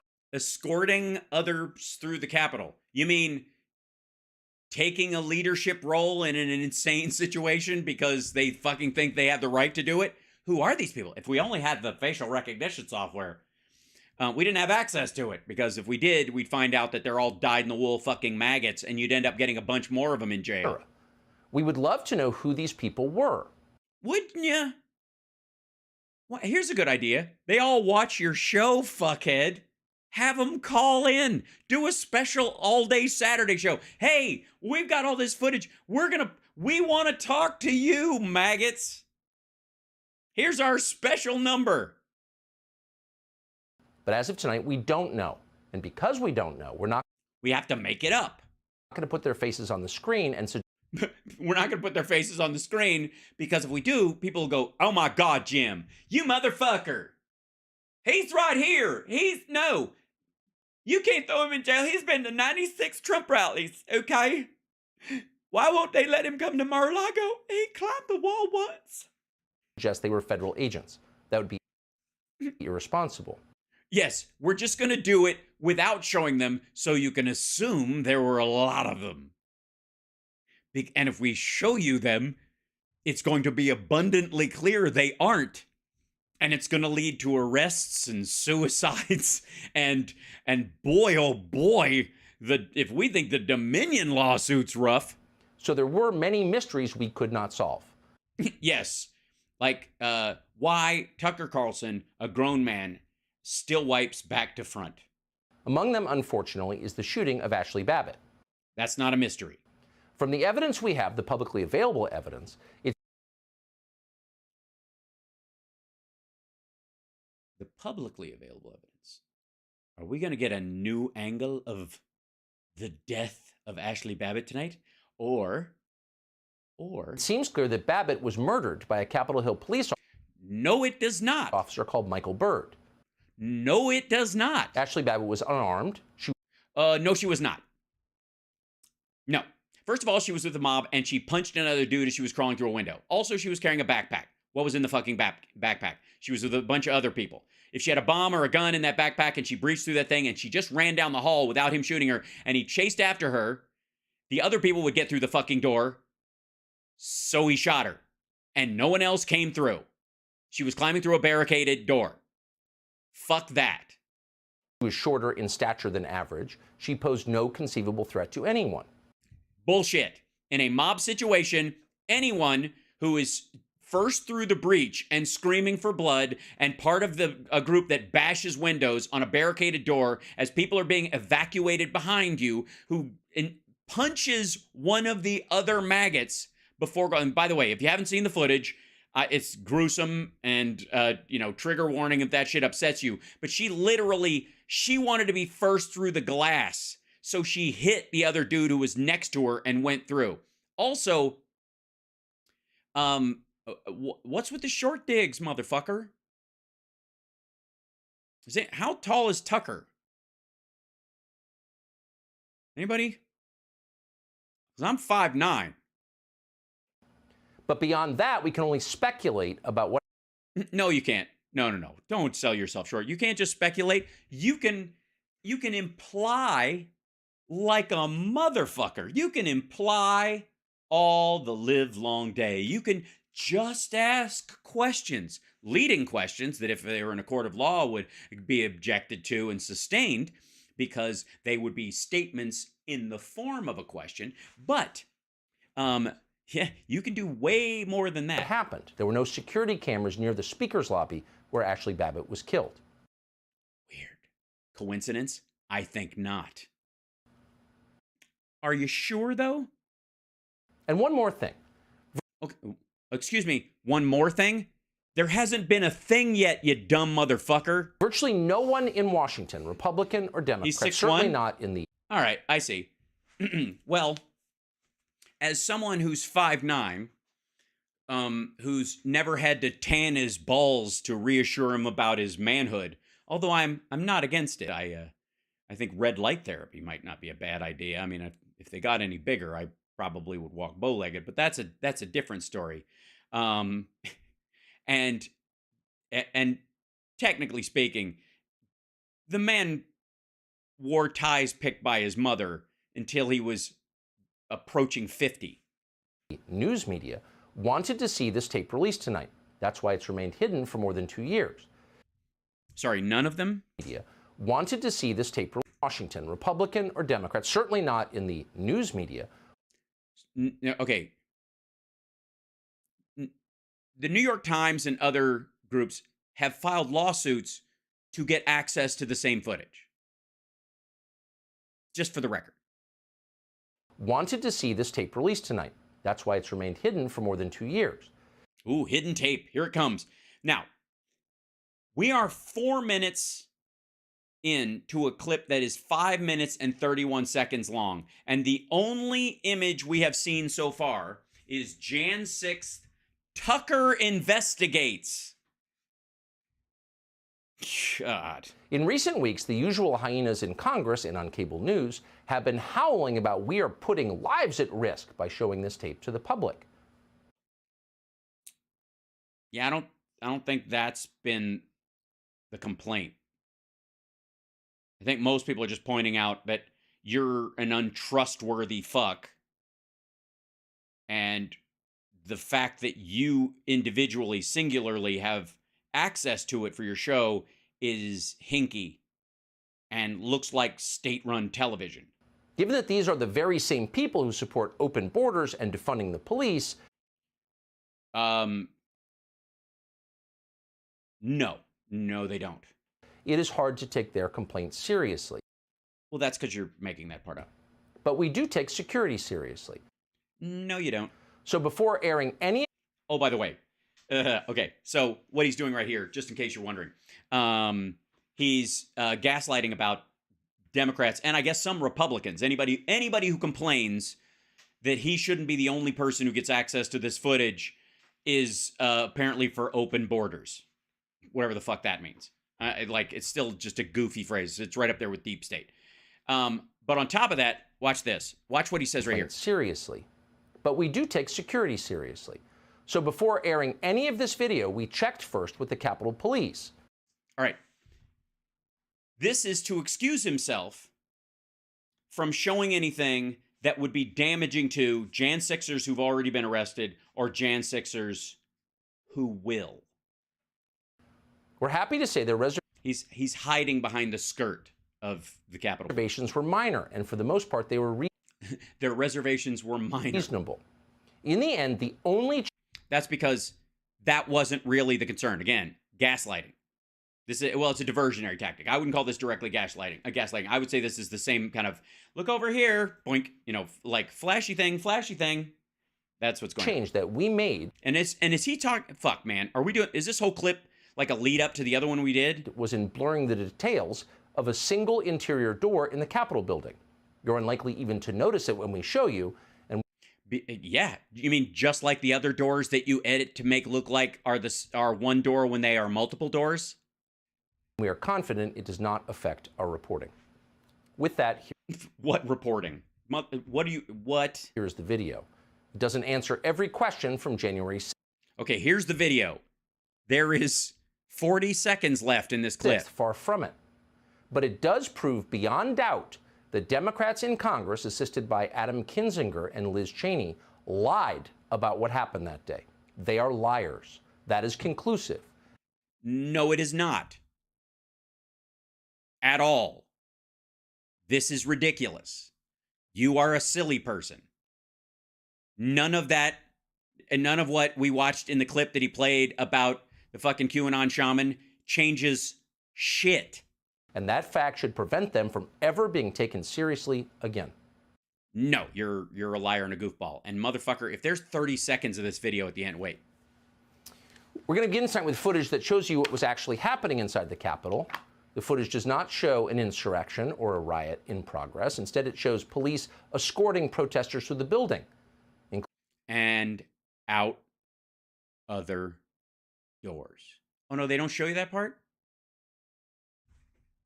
They don't show you the part where to keep people from storming in the areas that lead to places where people were sheltering in place and they were still evacuating people, that the cops invited or waved people in to use other doors and said, hey, go up that way, go up that way. The doors are open over there. And these idiots just went right in there, and then they wandered through a little hallway, and they oh, there's nothing over here. And then with it, and they found themselves back out on the other fucking lawn.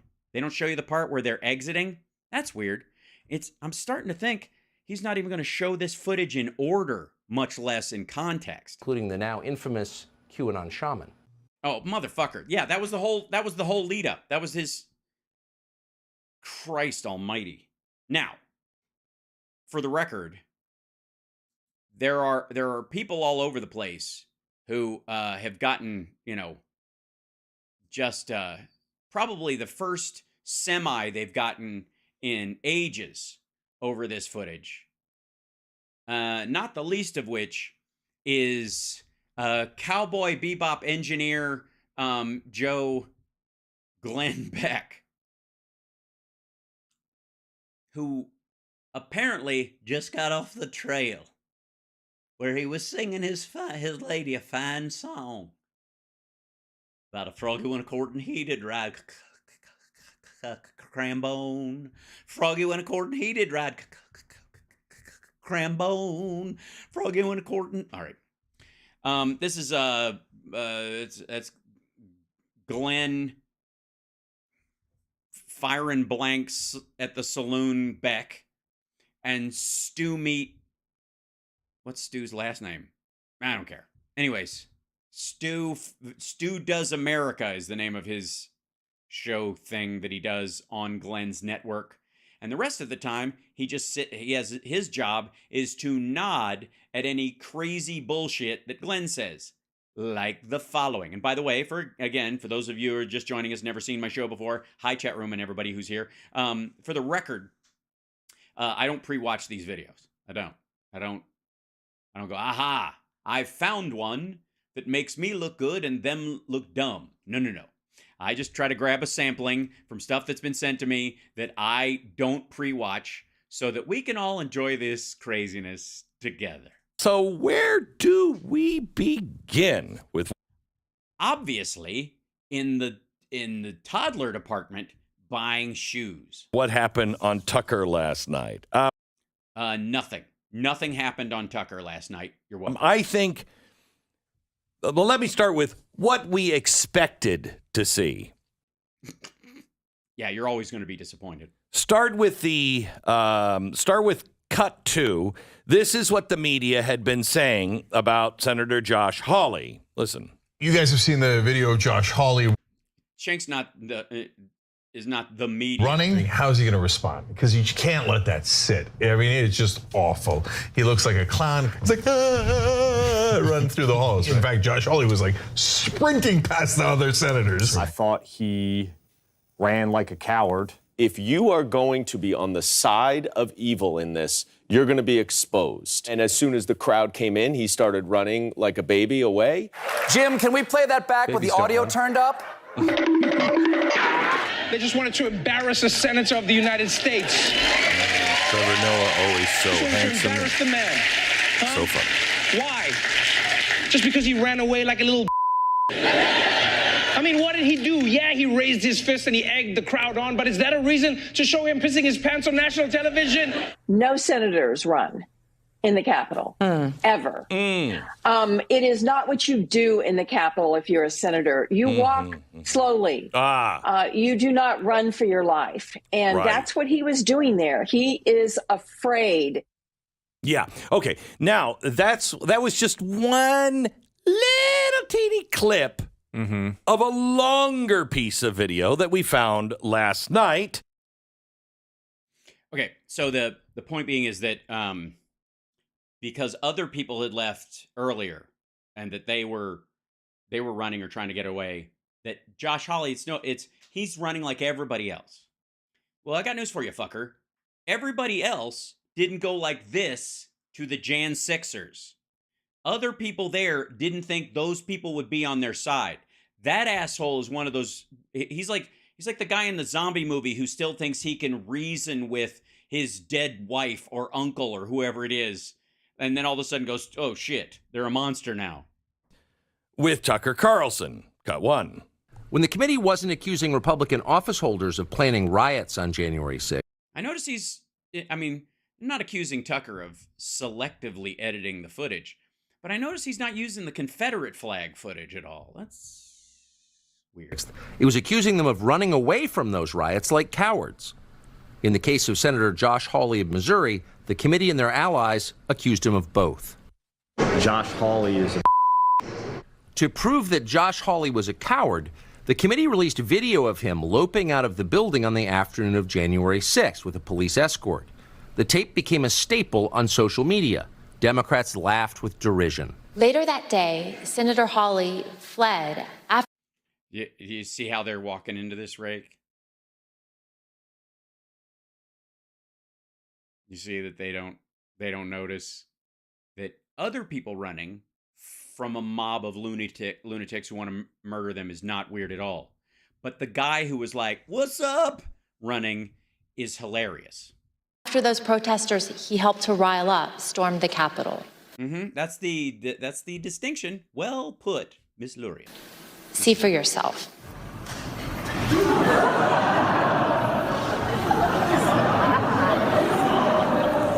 But in fact, the surveillance footage we reviewed shows that famous clip was a sham, edited deceptively by the January 6th committee. The clip was propaganda, not evidence. The actual videotape shows that Hawley was one of many lawmakers being ushered out of the building by Capitol Hill police officers. Right. But none of them went like this to the Jan 6ers, "You fucking tools." That's the distinction. Again, this goes back to why I feel completely free fucking with Trump and when he misspeaks all the time And I don't go after Biden. You know why? Because not only does Biden have an admitted stutter he's dealt with his entire fucking life, but he has never at any point claimed to be the best spoken person in the world, or said, I have the best words, or say, I know better than anybody else. Because that act of ego alone makes you a target for mockery. Whereas Trump has said, I have the best words. And so when you say you have the best words, you better well fucking have the best words. And the same thing is true about all the senators. It is not a problem for any of the senators to run away because their lives are in danger. The difference is that Josh Hawley was like, yeah, my people, oh, fuck, which is an important distinction, I think. And in fact, Hawley was at the back of the pack. Yes, because he thought those were his friends. The coward tape was a lie, one of many from the January 6th committee. No, it isn't. It is not. It's not at all. It is not the fact that he ran. It's the fact that he was like, my people. And then he was like, oh, fuck. That's why. Everybody else was running because those indiscriminate assholes were there to kill all of them. Unbelievable. So, right, precisely. Not believable. He did run. He's just running with a huge group that being shuffled out by police. By police. Right. Police are shuffling, you know, let's go. Right. He's the last one after. He's not the last one. But for the record, again, he gave him the big fist up. Yeah, I'm your buddy. I'm with you guys. I'm with you. I'm not with you guys. You know, dozens of people that you see. So incredible. Incredible. It's just funny. It's you know what's incredible, Glenn, is both of us have a complete inability to recognize the hypocrisy of someone like Josh Hawley because of our blind hatred of anyone who doesn't think like this. It's amazing. It's just so they knew this. They knew this. So also, wait, we looked at those two other clips from Tucker. I didn't look at the whole fucking show because who has that kind of time? This is one of his big ahas. Is that he's defending the honor of Josh Hawley by missing the entire point of the criticism about him running. We said the January 6th committee is nothing more than a sham. Yeah, but that's because you're stupid and you're lying and it's a form of gaslighting and you have a very simple brain. And Liz Cheney was on it. That's true. That is, all right. So, okay. Point Glenn Beck. Yes. The room also had carpet. Please go on. And running cover for the Democrats. No, I think she was just saying what she believed too. It's just that you can't believe that anybody believes anything except what you believe. Again, back to the smooth brain. And for the liars, I shouldn't say just Democrats, for anyone who is lying. Oh my God, the liars. You mean like Tucker? I mean, because there's lies of omission, there's gaslighting, there's certainly, I mean, lying through editing, which is, by the way, tightening up two different circumstances to make it seem like they happen congruently. That's another form of lying. I guess you're technically, that's a lying through omission because you're omitting time that happened between the two to create false context. So still, I mean, that's the big one. To keep their office. To keep their office? They'd already won. They're not running for president. What are you talking about? As a matter of fact, Kinzinger and Cheney lost their offices largely because they had the decency to go after this fuck. So she is... she's no Harriet Hageman, I'll tell you She's that. lying. No, she's not. She knows it. No. And they're doing it just to discredit. Just to discredit whom? Whom? What about Josh Hawley running the way he did? It is not a fantastic contrast to his bullshit fist up to the Jan 6ers before it all went down.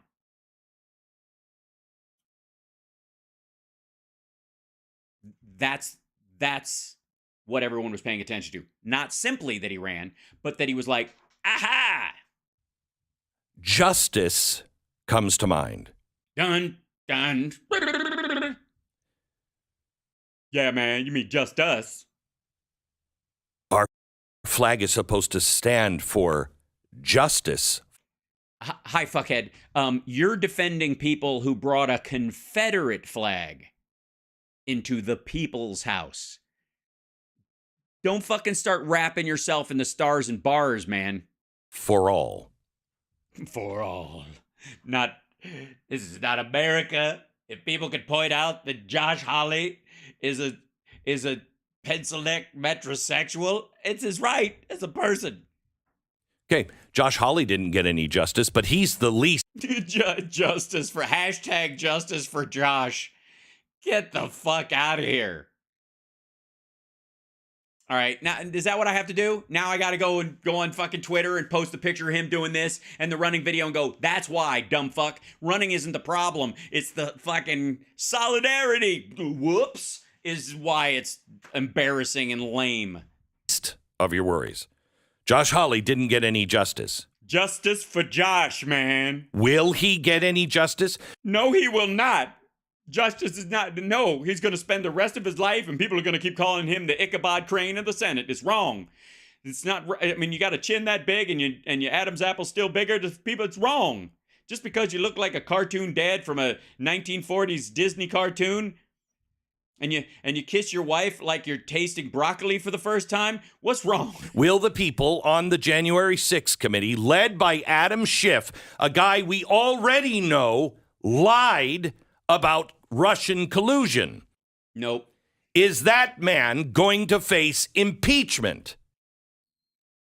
No. As a matter of fact, more than likely, he's going to be your next junior senator from California. Probably not. Well, that's because there's no there, dum-dum. So is there justice for all? Because this is not a matter of opinion. We now have it on tape. No, you don't. No, you don't. Okay. That's, as I said, the... Yes. Exhibit A in Glenn Beck is a sponge-headed dodo. Least of the problems. It is the least. It is true. Yeah, it was a way to start at the bottom. Work your way up. You know what I mean? You don't want to build too quickly. Let me go to cut 22, please. This is all the way to 22. You're just going to skip past about. Remember the shaman, the QAnon? Oh, for fuck's sake! Shaman. I'll skip past this video. I've already done a video on it. If you're watching this as a clip, I'm gonna watch the other one. That everybody's like, he's crazy, and he looked crazy in all. Everybody said he's crazy, but I would totally let him babysit my kids. Wait, what? All of the tapes that you saw. Glenn Beck wouldn't let that fucking dude sleep in his guest room. Get the fuck out of here. He looked crazy. Didn't look violent, but looked crazy. Yeah. You know who didn't look violent? Ted Kaczynski. You know who didn't look violent until he was? Ted Bundy. He was downright fucking charming. You ever see Edmund Kemper speak, Glenn? The cops at the bar he used to hang out in just thought he was a jovial, nice guy. They liked talking to him. He is wearing horns on his head. That's one way to make you look crazy. Right. Yeah, no shirt. Okay. Mm-hmm. So. Yeah, that was the part that Glenn Beck thinks not wearing a shirt is crazy, considering he is wearing as much fabric as a man could wear without putting on a burqa. Nobody's for the shaman, and he became... No, wait. Whoa. Nobody's for the shaman? Glenn, somebody's going to play this clip for him in jail. Check yourself before you wreck himself. The symbol. In fact, I think he got more time than anyone else. Right. Because he fucking looked ridiculous. And by the way, the only reason he got more footage than Ashley Babbitt is because she bleeds to death on camera. Or they'd have played it on a loop. 4 years in prison. Mm-hmm. Watch. dangerous conspiracy theorist dressed in outlandish costume who led the violent insurrection.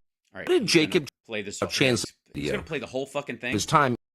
We already watched this, by the way. Go watch my other video if you haven't seen this. If you're watching this later in pieces. Capital on the. If you are officers to allow us into the building. And look at this. Oh my God. He was praying in the people's house. It's not a look at us. It's like I've seen the light, Stu. Stu. I see. Can't you just see the sun shining? It's glistening off his tribal tattoos and his nipple piercings. The Lord moves in mysterious ways, and sometimes he wears chaps with no ass in them, and it's a dream come true. Thank you, KDR, and thank you, Patrick D, for the super chats, by the way. Notice when these guys cut out of the video. We already talked about in the other, when I broke down that Tucker segment, that he bails out on shit to manipulate. Look when they bail. If you watch this videotape, you would almost believe, if you have Play-Doh for brains, that you're seeing something that actually happened instead of a highly edited, manipulated, narrated video set up as propaganda. You see the police of the Capitol Police. What do you see? In hallway after hallway after hallway. What do you see? Either leading him. Oh, no. Oh, you do not see them leading him. You might see one of them walking in front of him at one point. That does not mean that they are leading him. That's you saying that. That's not the testimony of the Capitol Police. It's not even the testimony of him. He had a fucking trial. Ushering him. Nope, they were not ushering him. They did not check his ticket and tell him what row and seat he was in and tell him that there's no seating after the first note of the symphony has started and you will have to wait until the conductor has a break. Or directly following him. Well, that obviously is were they supposed to not follow him? There's a lunatic with a backpack and fucking horns on wandering through the Capitol the day after somebody put pipe bombs at the RNC and DNC. You fucking moron.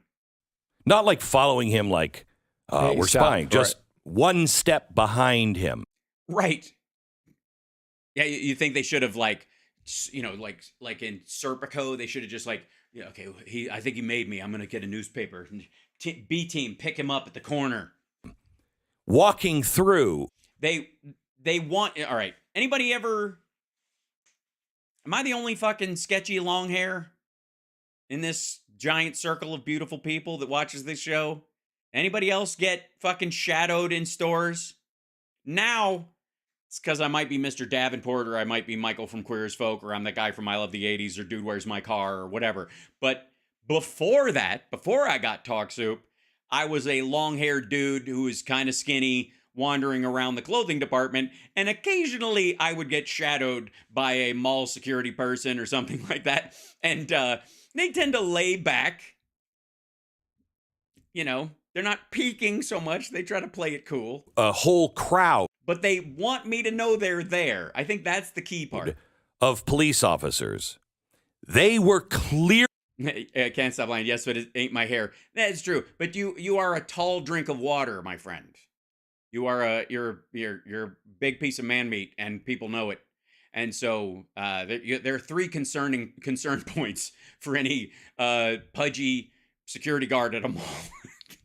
You're like, well, I don't care what color he is. I'm certainly not going to be able to outrun him. Good Lord, he could probably palm my head. He's huge. Clearly assisting him.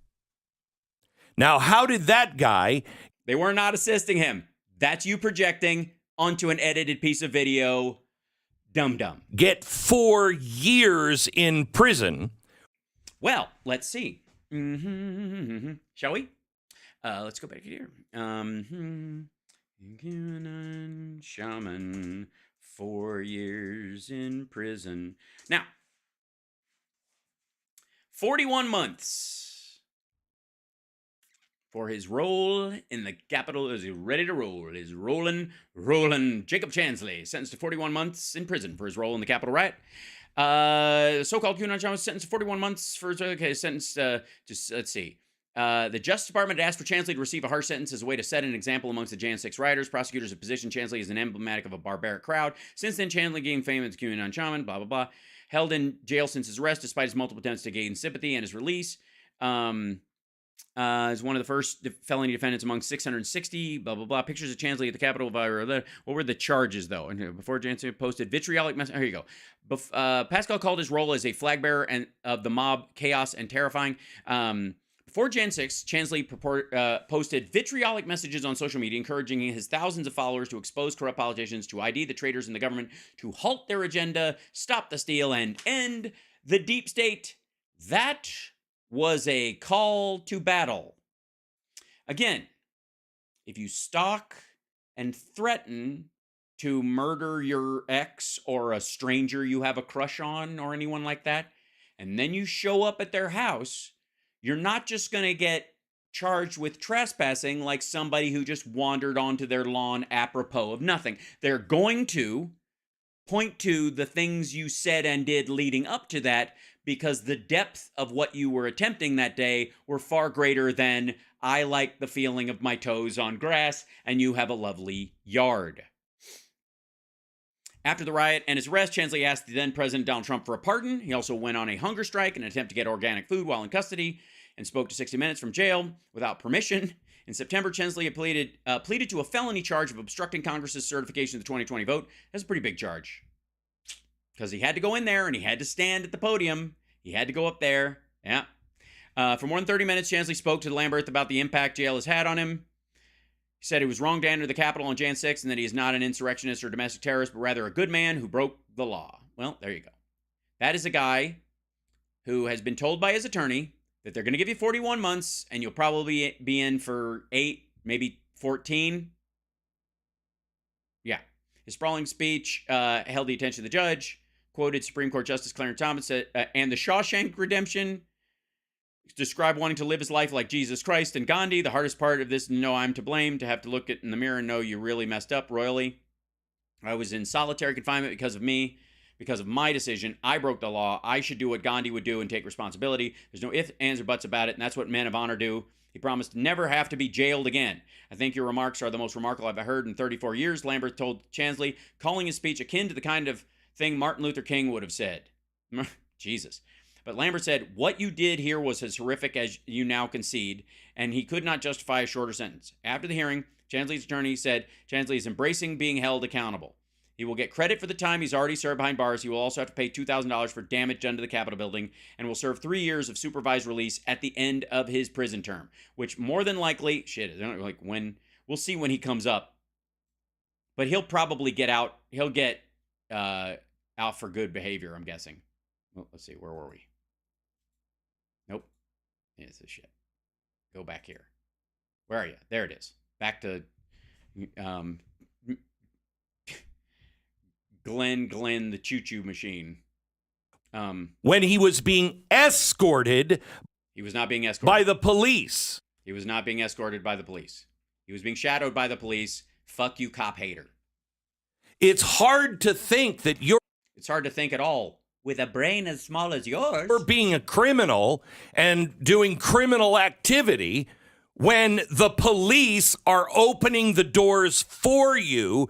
That's because the group you came in with has been kicking the fucking doors in. Look, never mind the fact that they didn't open the doors for him. They opened the doors themselves and he followed them through, or they were going through themselves. He went through and they just held the door and went after him because they're polite like that. But they weren't guiding him through and letting him do this. And the group he came in with had stomped fucking cops and bashed in windows and doors. If it means lubing the fucking floor and getting this dickhead back out onto the street where we can pick him up later when he's relatively harmless so we can get back to the governance of the country, fine. But it's not the same thing as aiding and abetting him. And here, let's get you into that Senate chamber. Oh, well, this door... Nope. See, what did I tell you about that footage, by the way? When we broke that down... when I showed you that Tucker had cut it so that it looked like the door that they opened for him and he walked through was the chamber door into the actual Congress. Remember that? Remember those doors? How they aren't the same door. They look very different. One opens in, the other opens out. And I was like, these dough-headed motherfuckers who watch Tucker Carlson are going to think that's what happened. And listen to them. Listen, look, here it is. This is the audience that Tucker was talking to. Doors for you, and here, let's get you into that Senate chamber. Oh, well, this door is locked. Let's go to the other door. Right. Did you see that? And now, and by the way, remember the doors they showed that they blurred out that were the big double doors with glass on either side of them? Also not the doors to the chamber. Period. Different area entirely. Tucker just edited that together to give the illusion that that's what they were doing. And Glenn bought it and is fucking outraged. It's pretty hard to think with a brain small. Now, we've heard him give a prayer. Oh, well, that's enough. Timothy McVeigh prayed too, motherfucker. Thank the police.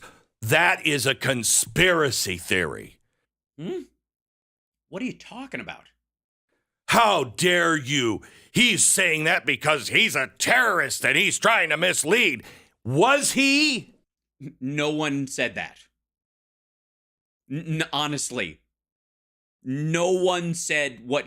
Glenn Beck is outraged at pushback from part of his own brain he doesn't recognize. No one. No. Listen to the argument. This is what this is what Glenn Beck thinks Democrats have with as a problem with the prayer the shaman did, thanking the cops for letting us into this building, which they did not do, by the way. They didn't let you in, motherfucker. They were beaten and tased and threatened and crushed. And then you came in a little bit later after they'd already been pushed back and just sauntered past. They just let you in. They let you in. Yeah. Just like that roofie let you have sex with that girl. That is a conspiracy theory.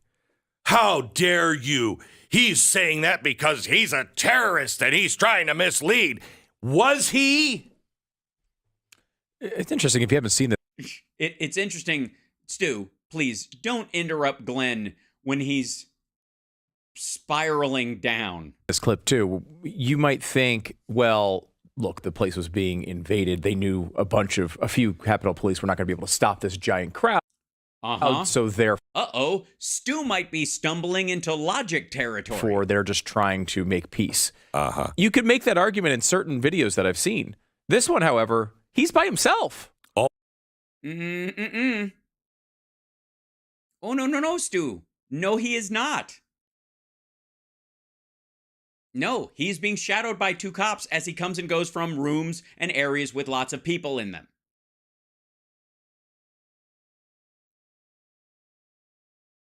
He left the chamber. He came into the chamber, and then he went and did his little thing on the fucking thing, and then he went up. I think he may have even gotten up in the top part first and then came down.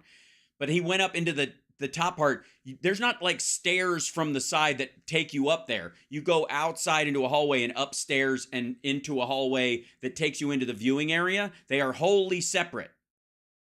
So that, by the way, people, unless they want to jump and sic semper tyrannis, God forbid, they have to actually leave the room and go down a flight of stairs through another area to get there. That's where he went. He went to both of those places. He's not alone. There were just very few of those fucking people, and he broke away and decided he wanted to go from that part up to that part, or from that part back down to the other part. Whichever the order was, and we don't know from the video because we can't fucking tell. Because they're not time-stamped and nobody gives a shit. He's not alone. All by himself. He's walking by himself through the hall. No, he's not. And also, you're seeing slivers of tape cut together. Halls, they could have easily stopped him. Yep. Easily stopped him. But they did. Yes, and snuffed him and put him in it. They should have just walked up behind him and shh, just snap his neck and drag him into AOC's office. And, she's got a composting garden right there. Just hide him in it. And then years later, she's like, these are the most delicious tomatoes. How did they... But it wasn't that they were just following. They assisted him. Yeah, I mean... No, they did not. Here's where you go. He's walking... No. Look at this. Look at this. Look at Stu putting words in their mouth. From the video he saw, look at him doing this. Hold on. Thank you, Mary, for the super chat. Thank you guys for the super chats today. I greatly appreciate it.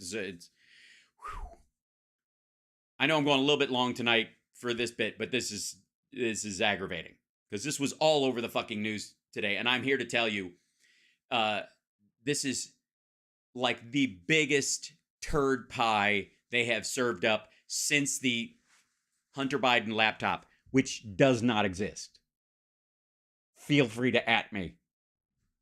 But Hunter said that they do have it. No, he didn't.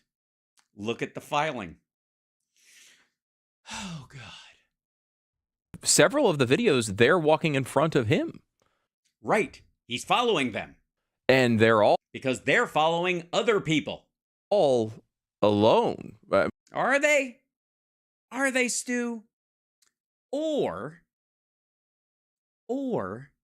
are you such a dunderhead that you don't recognize that you're not watching linked, time-stamped video footage of someone moving about, and that the video has been edited to show their path from one place to another out of order and cutting off the beginning of what was happening beforehand? I mean, like, it's not... And by the way, for the record, to Tucker Carlson's staff, if any of you see this, and some of you might, fuck you.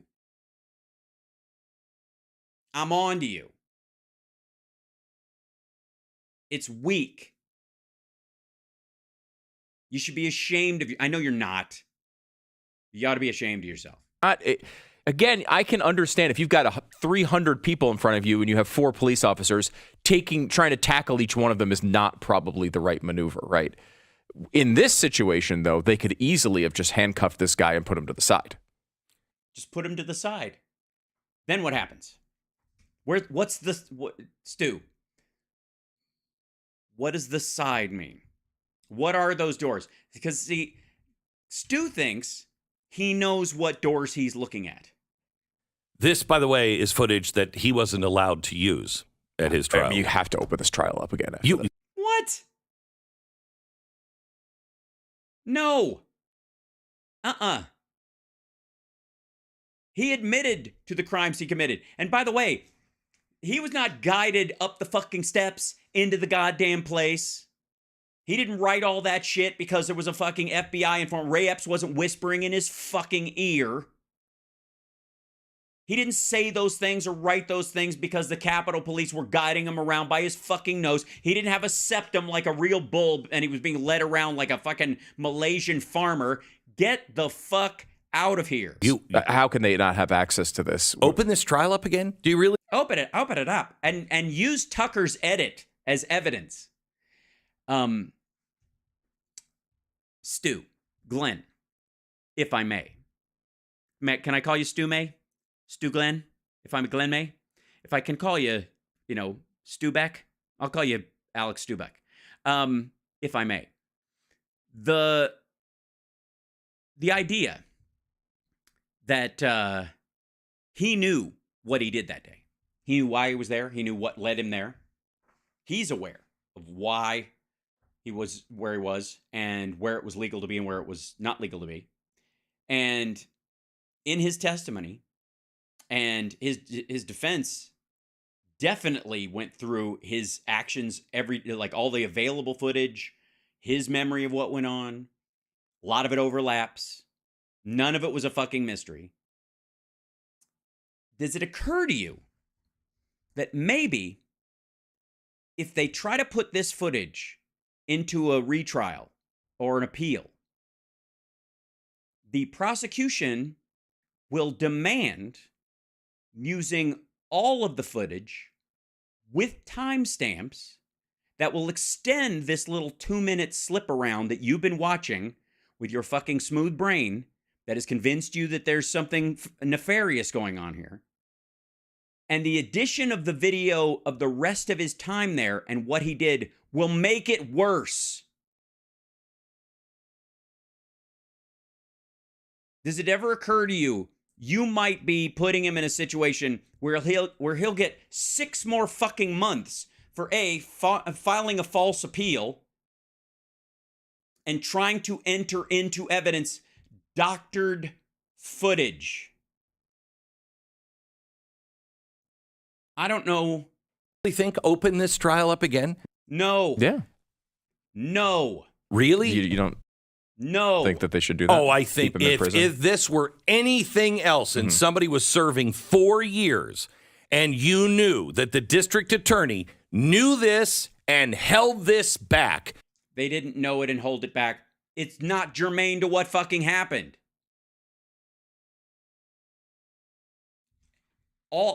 Even if what you were asserting the cops did, following him around or saying, okay, you want to go upstairs, we'll take you upstairs, during that time, does not cover all the laws he broke just fucking getting there, which included him stepping over the blood of Roseanne Boyland and multiple cops that were injured that day.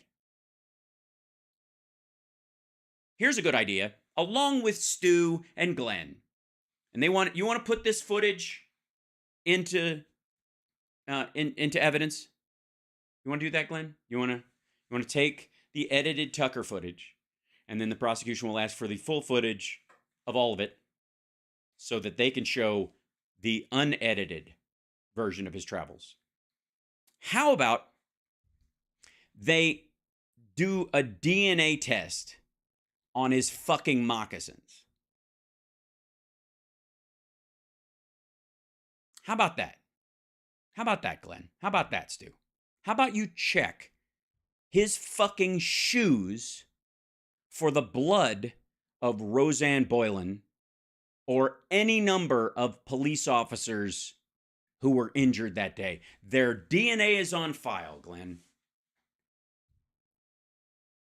And if you find a drop of fucking blood on the bottom of that motherfucker's shoes, and then try to tell me he's just an innocent guy who just walked out, he should be let out.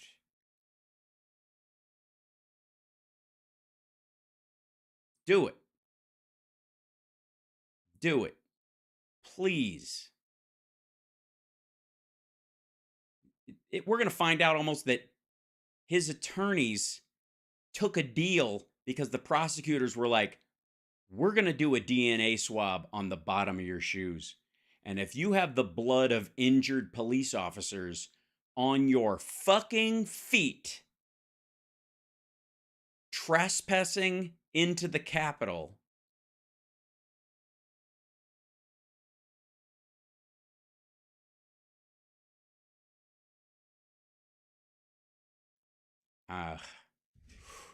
ooh. Ugh. The spit, the vomit, the blood, the fucking excrement. You know what, Glenn? Stu, you got money. Glenn and Stu, they're both rich. Glenn especially. Stu works for Glenn, so he's rich adjacent, I suppose. How about this? How about this? How about the two of you put up the money for him to do this?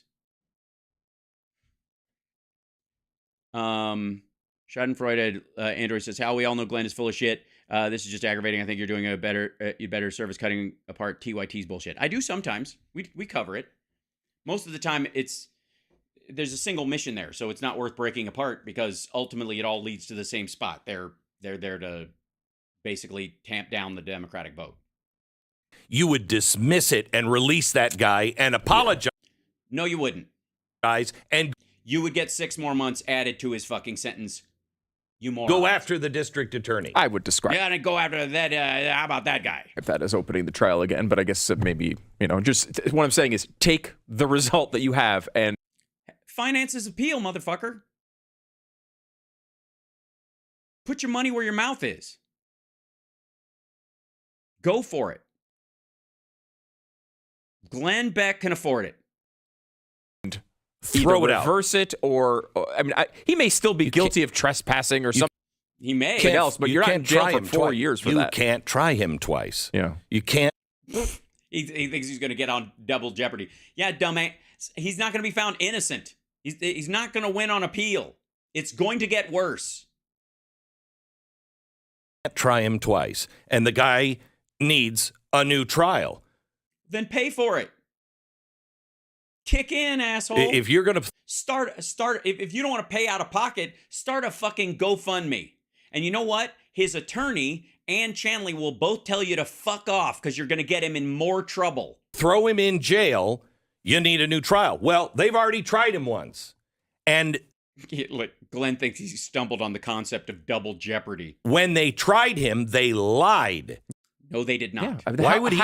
No, they didn't. Have to stand trial again. Again, I've watched a lot of Law and Order episodes, but like it. Oh dear. Oh shit! It hurts. It just hurts. It doesn't seem fair. Oh God. Stu. Stu. God damn it. Stu. Have you ever seen an episode of Law and Order where they use footage from a music video to prove a timeline of where someone was?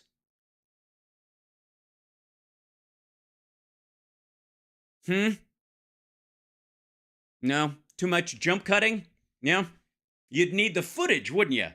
You couldn't use you'd have to go look at the timesheets. You'd have to call the casting director, or you'd have to call the producer and get the schedule for the day and break that down. You might show the video parts where they were there to kind of, but you'd want the raw footage, wouldn't you? Because they shot over multiple days and it was all cut together, and you can't just post the music video and go, hey, see that person dancing? Oh, that's the murderer. She was there. She was a block and a half from the murder scene. They were filming it there. That was shot on Thursday. What? Yeah, they was shot. She was there on Thursday. The murder happened on Saturday. But she was like, she shot there, but she didn't work on, she only worked one day. She was on the video shoot. She's in the video, and there were people in the video who worked on Saturday, and there were people in the video who worked on Friday and Thursday, but she only worked on Thursday. Fuck. You don't have you mean the shooting schedule? Yes, I do. As a matter of fact, that's Defense Exhibit A. That if this video exists, a lot more video exists, Stu. He should not have access to it in his defense. It seems incomprehensible. Because they didn't need it. It wouldn't have helped him. You think it would because you've seen it in edit. You've seen the edited version. Against our legal system. Everything they could to keep all of the information away from their attorneys, to paint these guys. I mean, I have to tell you, if every American, Democrat, Republican, Independent, if every American isn't outraged by... Well, if I could fill in that sentence, if every American isn't outraged, it might be because they know the difference between edited video and footage. By what our government has just done, which is give footage to Tucker Carlson so that he can edit it to create a false narrative. Yeah, I'm pissed at Kevin McCarthy, sure. There is no hope for you. Thanks, Glenn. It's high praise coming from you, man. There is no hope. America is lost to you. It's lost to me? It's lost to me. I mean, I'm pretty sure I know where I put it. Are you sure about that, Glenn?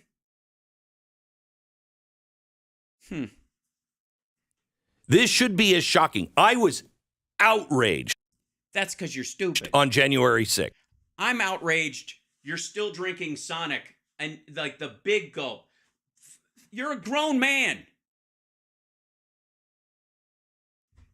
And I still am outraged at the people who were breaking down the doors, breaking in the window. Say what you will about my energy drinks I have on occasion, but at least they're sugar-free, and I barely sip. I finish a third of one. That motherfucker has a new Sonic that size every goddamn day. Do you have any idea how much sugar's in that shit? Windows, Hitting calling for an hitting police officers. Those people go to jail. They go to jail. But everyone must receive a fair trial. Right. And he did. I'm sorry. Yes, you are. You're very, very sorry. But when you have two things. When I have more than two things. I can show them to you if you want. One, just this video of the police. It's not video.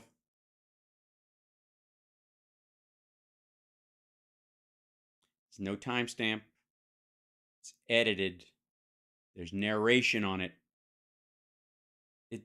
This isn't evidence, motherfucker. And again, you're going to add 6 months to the Police sentence. escorting him into the Senate chamber. No, they are not. Did you see again? He did it again. He did it again. This fucking moron thinks that the door that was opened, it goes into the Senate. It's a totally different door. We covered it in the other part. You got to ask yourself, are you my mother? Why would police do that? With everything that was going on. Oh, by the way, I would like to say for the record, you know how I've been annoyed that they don't put stuff up on the screen sometimes with him there? They finally started doing it. I think I'm having an impact. I'm very proud of myself. But he chooses to do it when it's not going to do him any good. By the way, she's not a cop. Neither is that guy.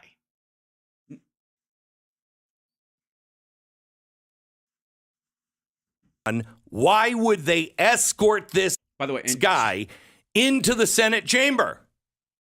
They didn't. Why? They didn't. Why would you do that? They didn't. Very least, that he was following other people into the Senate chamber, and they were watching him.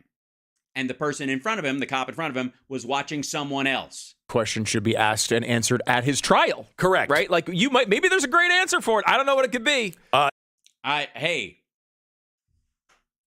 Glenn, I know somebody at the Blaze checks these out sometimes. I know, because obviously I've had an impact on how you frame your shots. But you're being lazy and stupid. And if you need me to come over there and teach you how on your stupid fucking chalkboard, I will be glad to do it.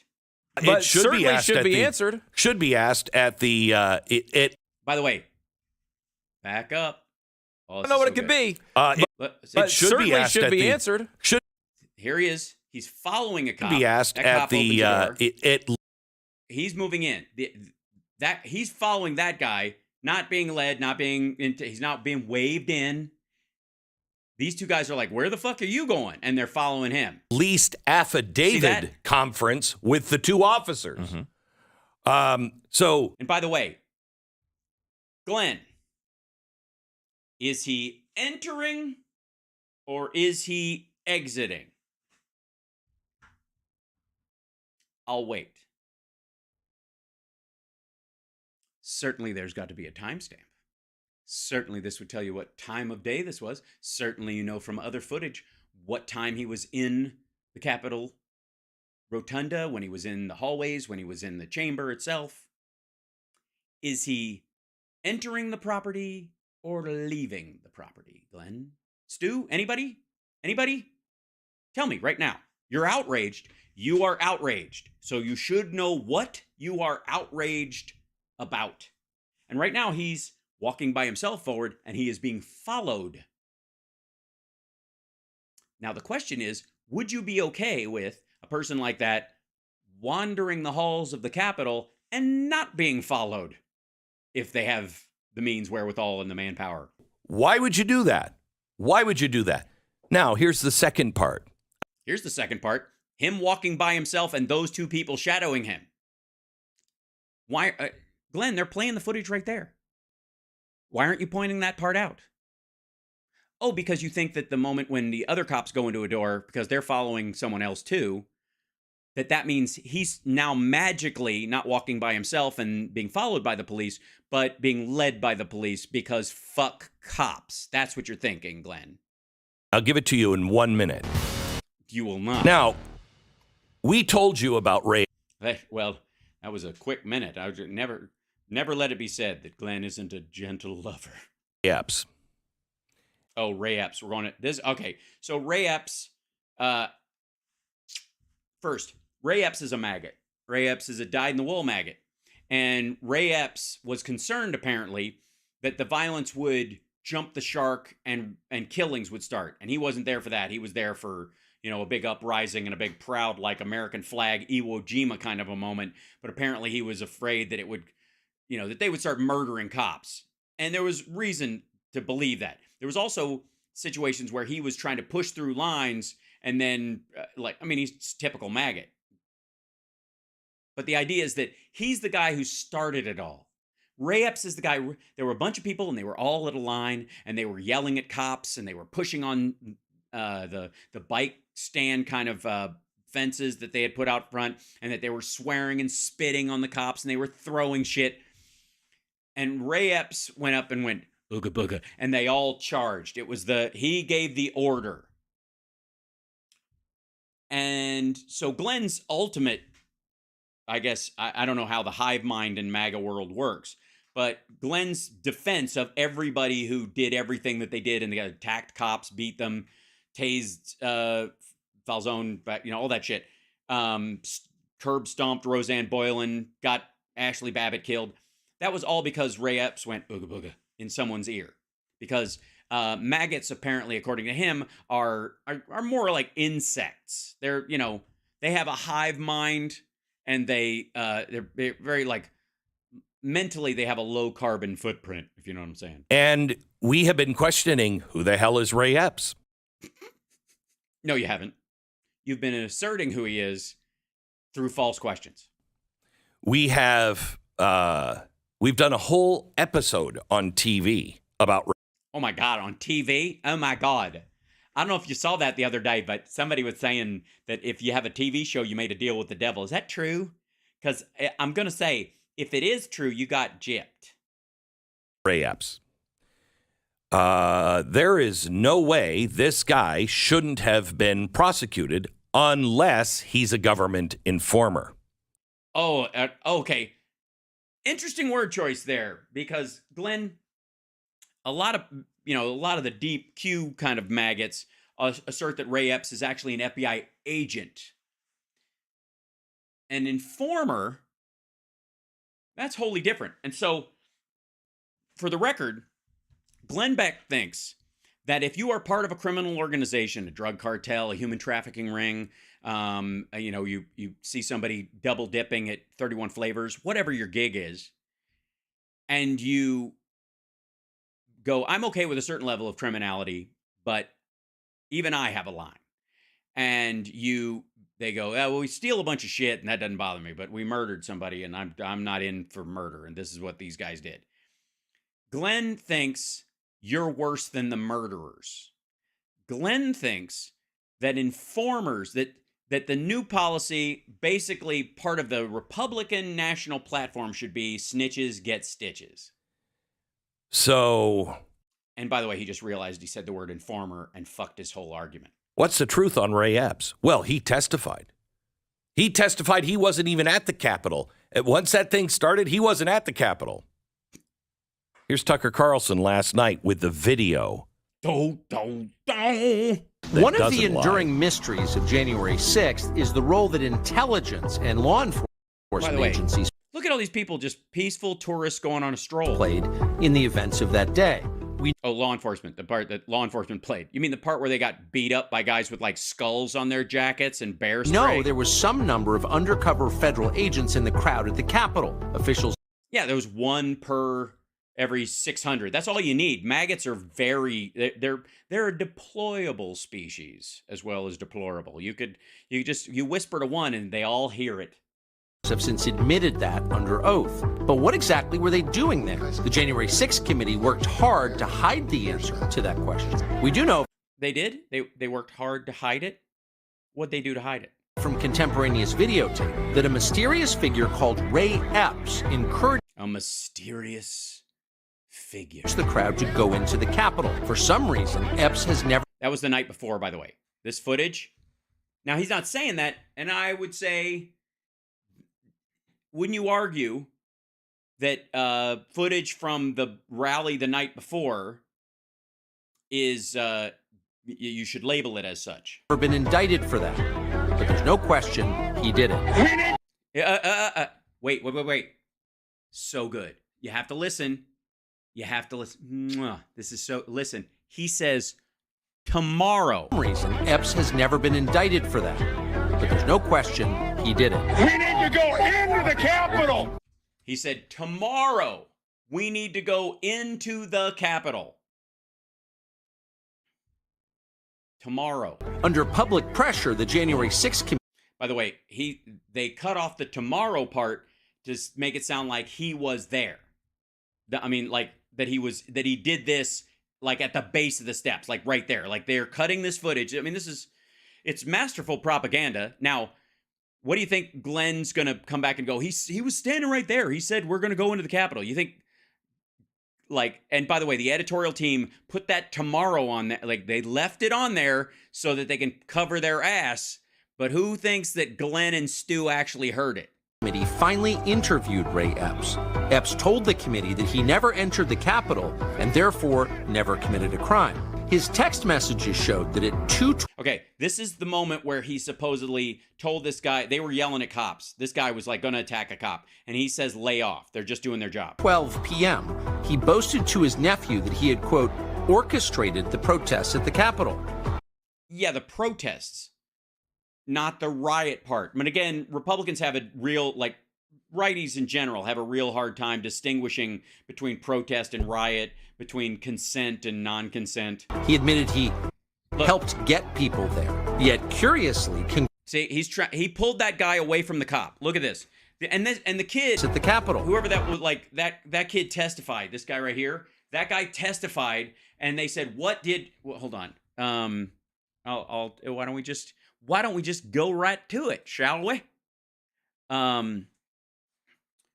Ray Epps whispered to... Okay. Now,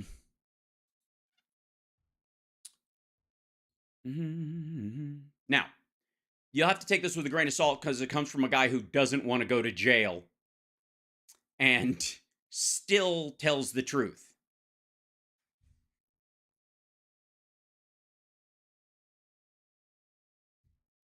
So, yeah, new evidence undercuts Jan 6 instigator conspiracy theory. Recordings released to defense lawyers. 2 recordings released to defense lawyers directly challenge assertions by prominent Republicans that an Arizona man named Ray Epps was a federal informant and helped start the Capitol riot. Prominent Republicans, including Trump, have for months promoted a conspiracy theory that an Arizona man named Ray Epps was a federal informant who helped to instigate the attack. The claims made in congressional hearing rooms, on Fox News, and Mr. Trump's political rallies have largely been based on a video taken just before the violence. That's what we're talking about here. That's this. That's this video right here. Just before the violence erupted at the Capitol, showing Mr. Epps at the barricades outside the building, whispering into the ear of a man named Ryan Samsel. That's the guy. That's the kid in the hat.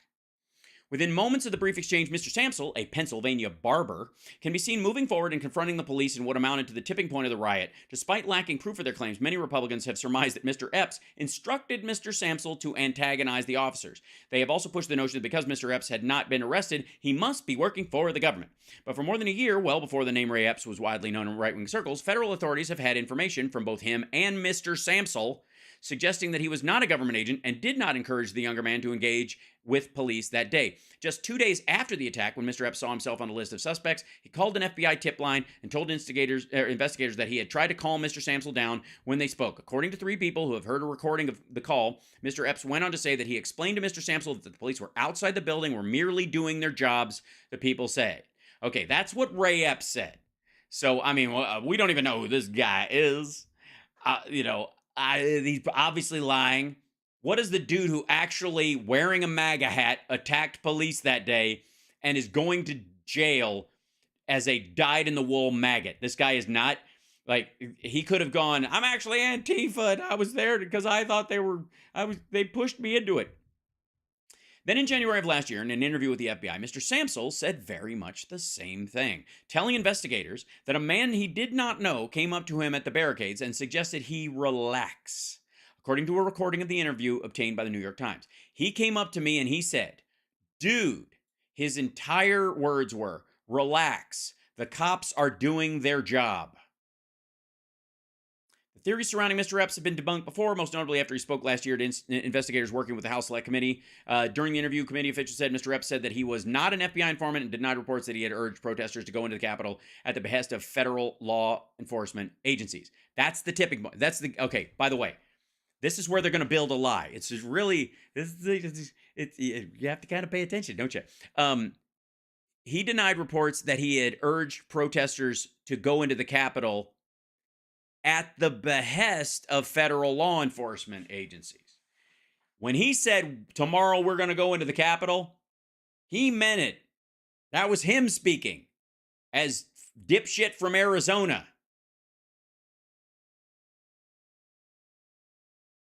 He didn't do it because the Fibbies wanted him to or told him to or like, hey, get as many people as you can to attack the Capitol, whatever the fuck that would be for. So what? You can open fire on them so you can do nothing so somebody could take a dump in the fucking rotunda? It's goofy. This is the moment, though.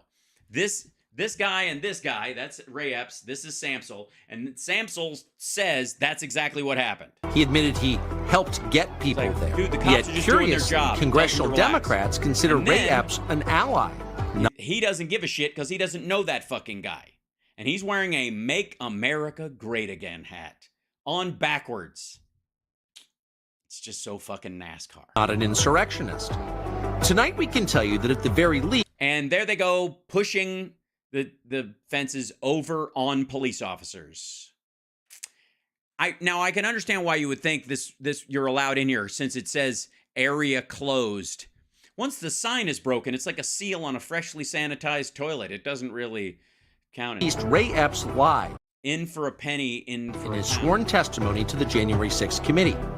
Epps testified that when he sent the text messages to his nephew, he had already left the Capitol grounds to return to his hotel room.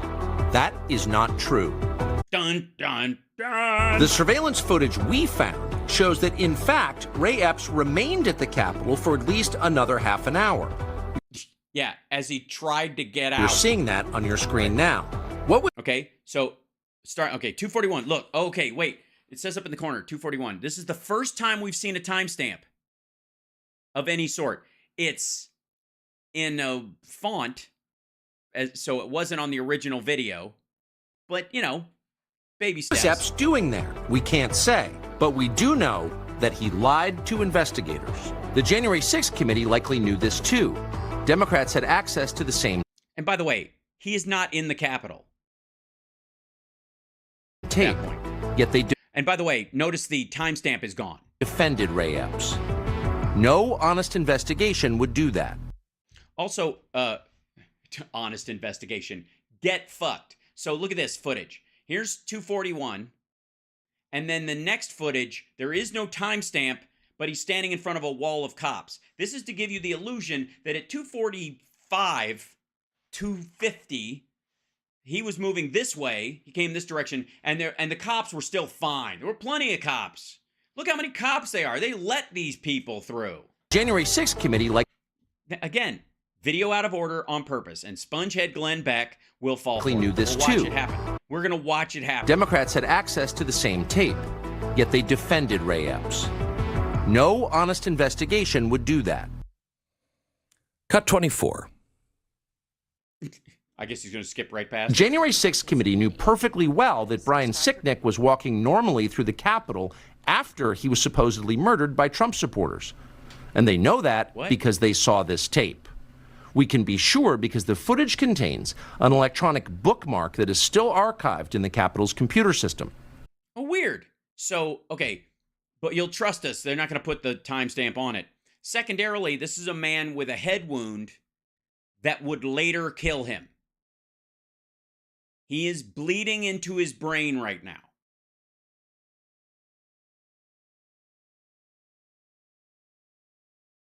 Now, I don't suppose Glenn or Stu or certainly not Tucker watch sports or anything like that, where sometimes people are injured and they don't experience the true damage of that injury until later.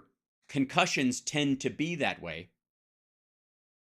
But the fact that he's up and walking around after it in the process of all this and then succumbs to it later, fuck you. That means that investigators working for the Democratic Party reviewed this tape. They saw it, but they refused to release the tape to the public. Why? Wait, and by the way, nobody said Sicknick died. I don't even remember people saying Sicknick died there. He died later that night at home from injuries he sustained that day. Because this tape would shatter the fraud they were perpetrating on the country. No, it wouldn't. Hold on. Like, the entire thing about Sicknick was that he died later that night.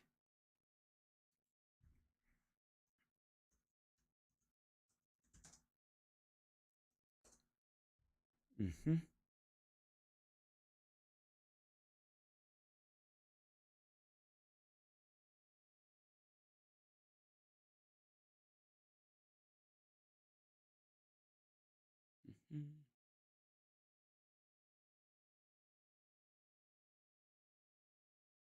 See the medical ruling. Natural cause injury. Yeah. Injured while confronting rioters during the Jan 6 infection, suffered a stroke and died from natural causes, ruled Monday, a finding that lessens the chance that anyone will be charged in his death.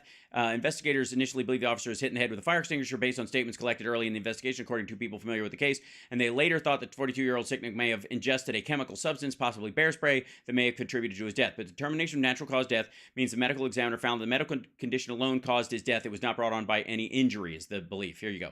This is the, and there we go. Finding the rulings didn't change. And by the way, triggering a stroke through stress is very normal. That's the assertion people were making. The attack on our officers, including Brian, was an attack on our democracy. That's true.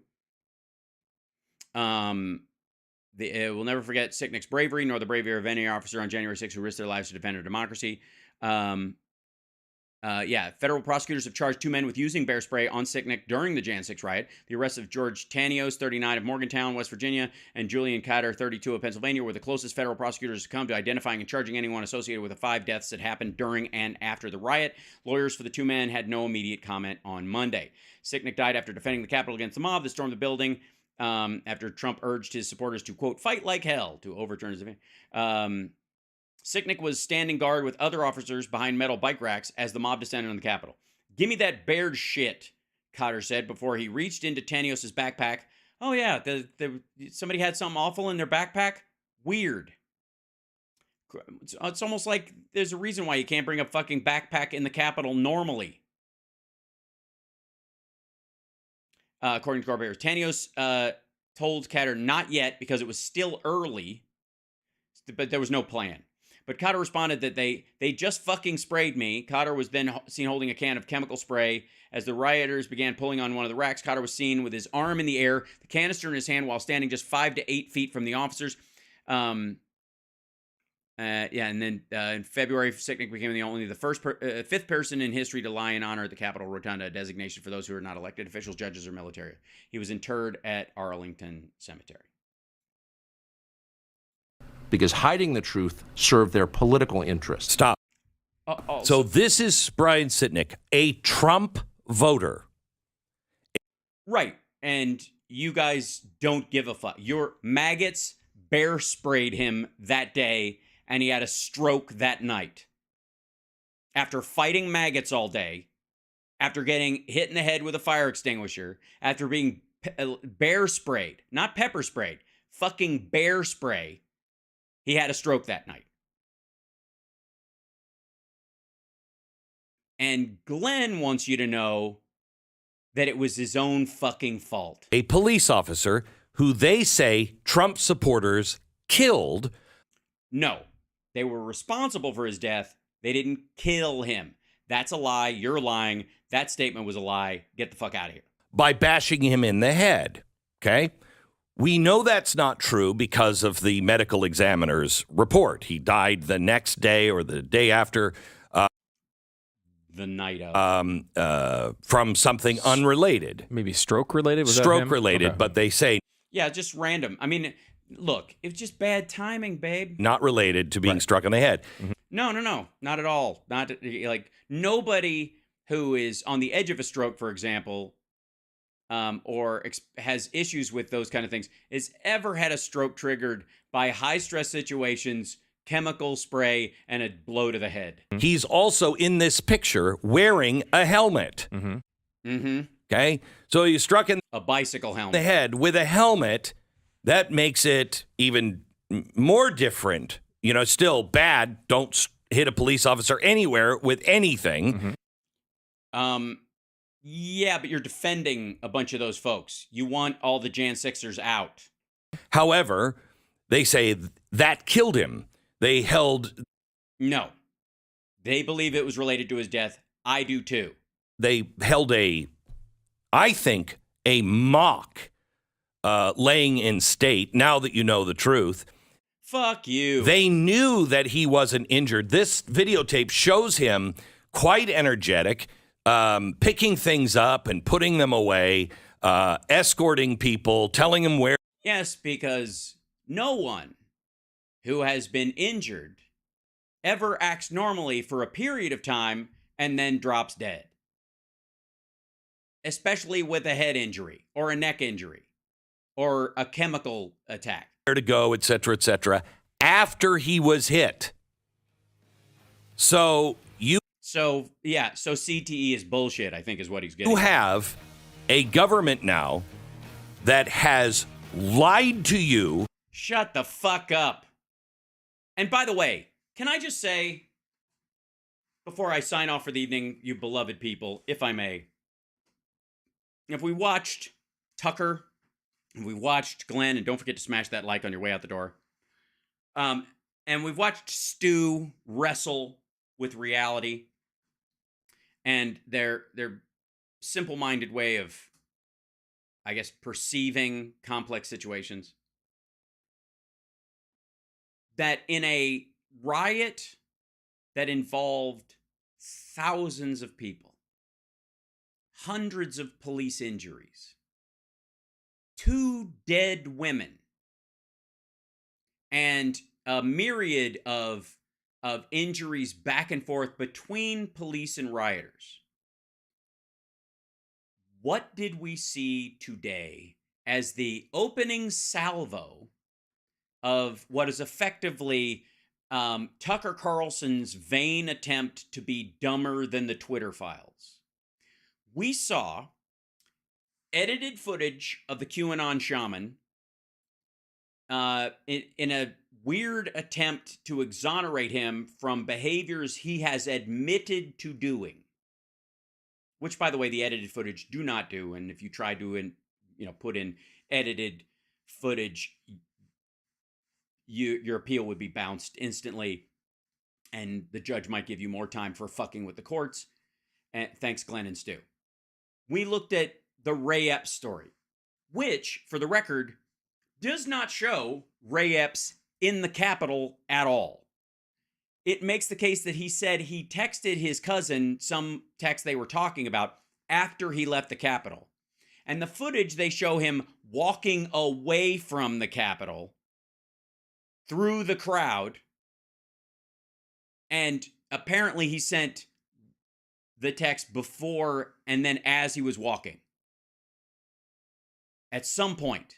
And it was his impression, memory serves, that he did it after he was walking out of the crowd, not in part of it, but him dangling there for a little while when everything had already happened. Like, you can't instigate something that is currently going, especially if they're doing things you told them not to do.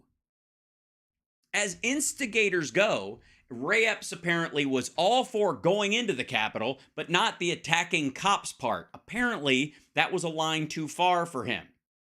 And that's what made him an informant. His concern, at some point, the reason they think he was an informant or he was calling stuff in was because he was like, I'm all for like, you know, bashing our way in and screaming as we run up the steps. But if we got to kill cops to do it, I'm not game.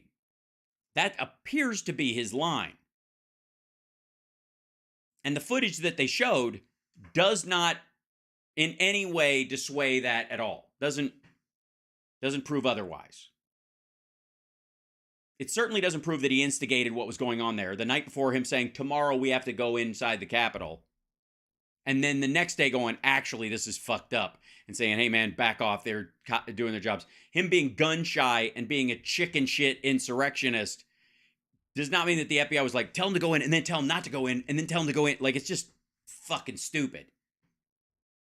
And then in the end of this, the idea that the third part, that Brian Sicknick, who died the next morning, he had a stroke that night, and I believe they had to take him off life support the next morning of a stroke.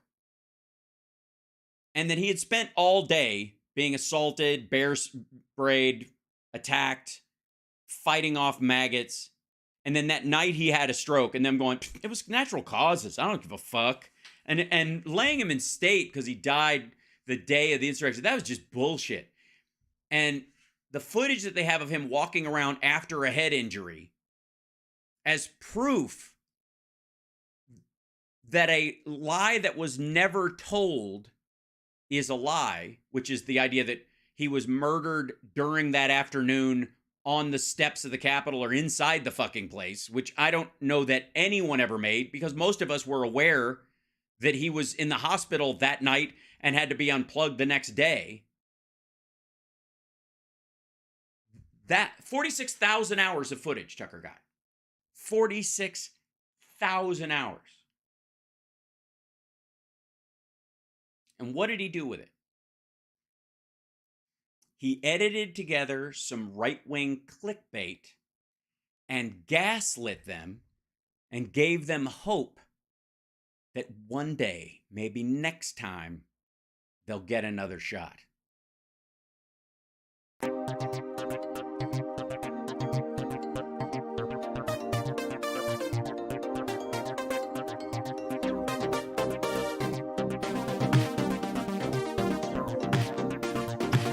Thank you, Katie. Thank you, Mary.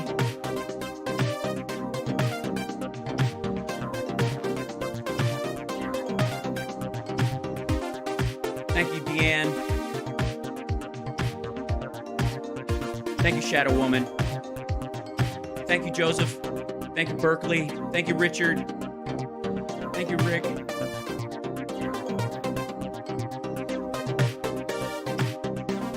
I don't know why my credits aren't rolling. They're being weird today. There they go. Have a good night, everybody. See you tomorrow. Philip Hittner will be joining me tomorrow. And Malcolm Nance on Friday morning.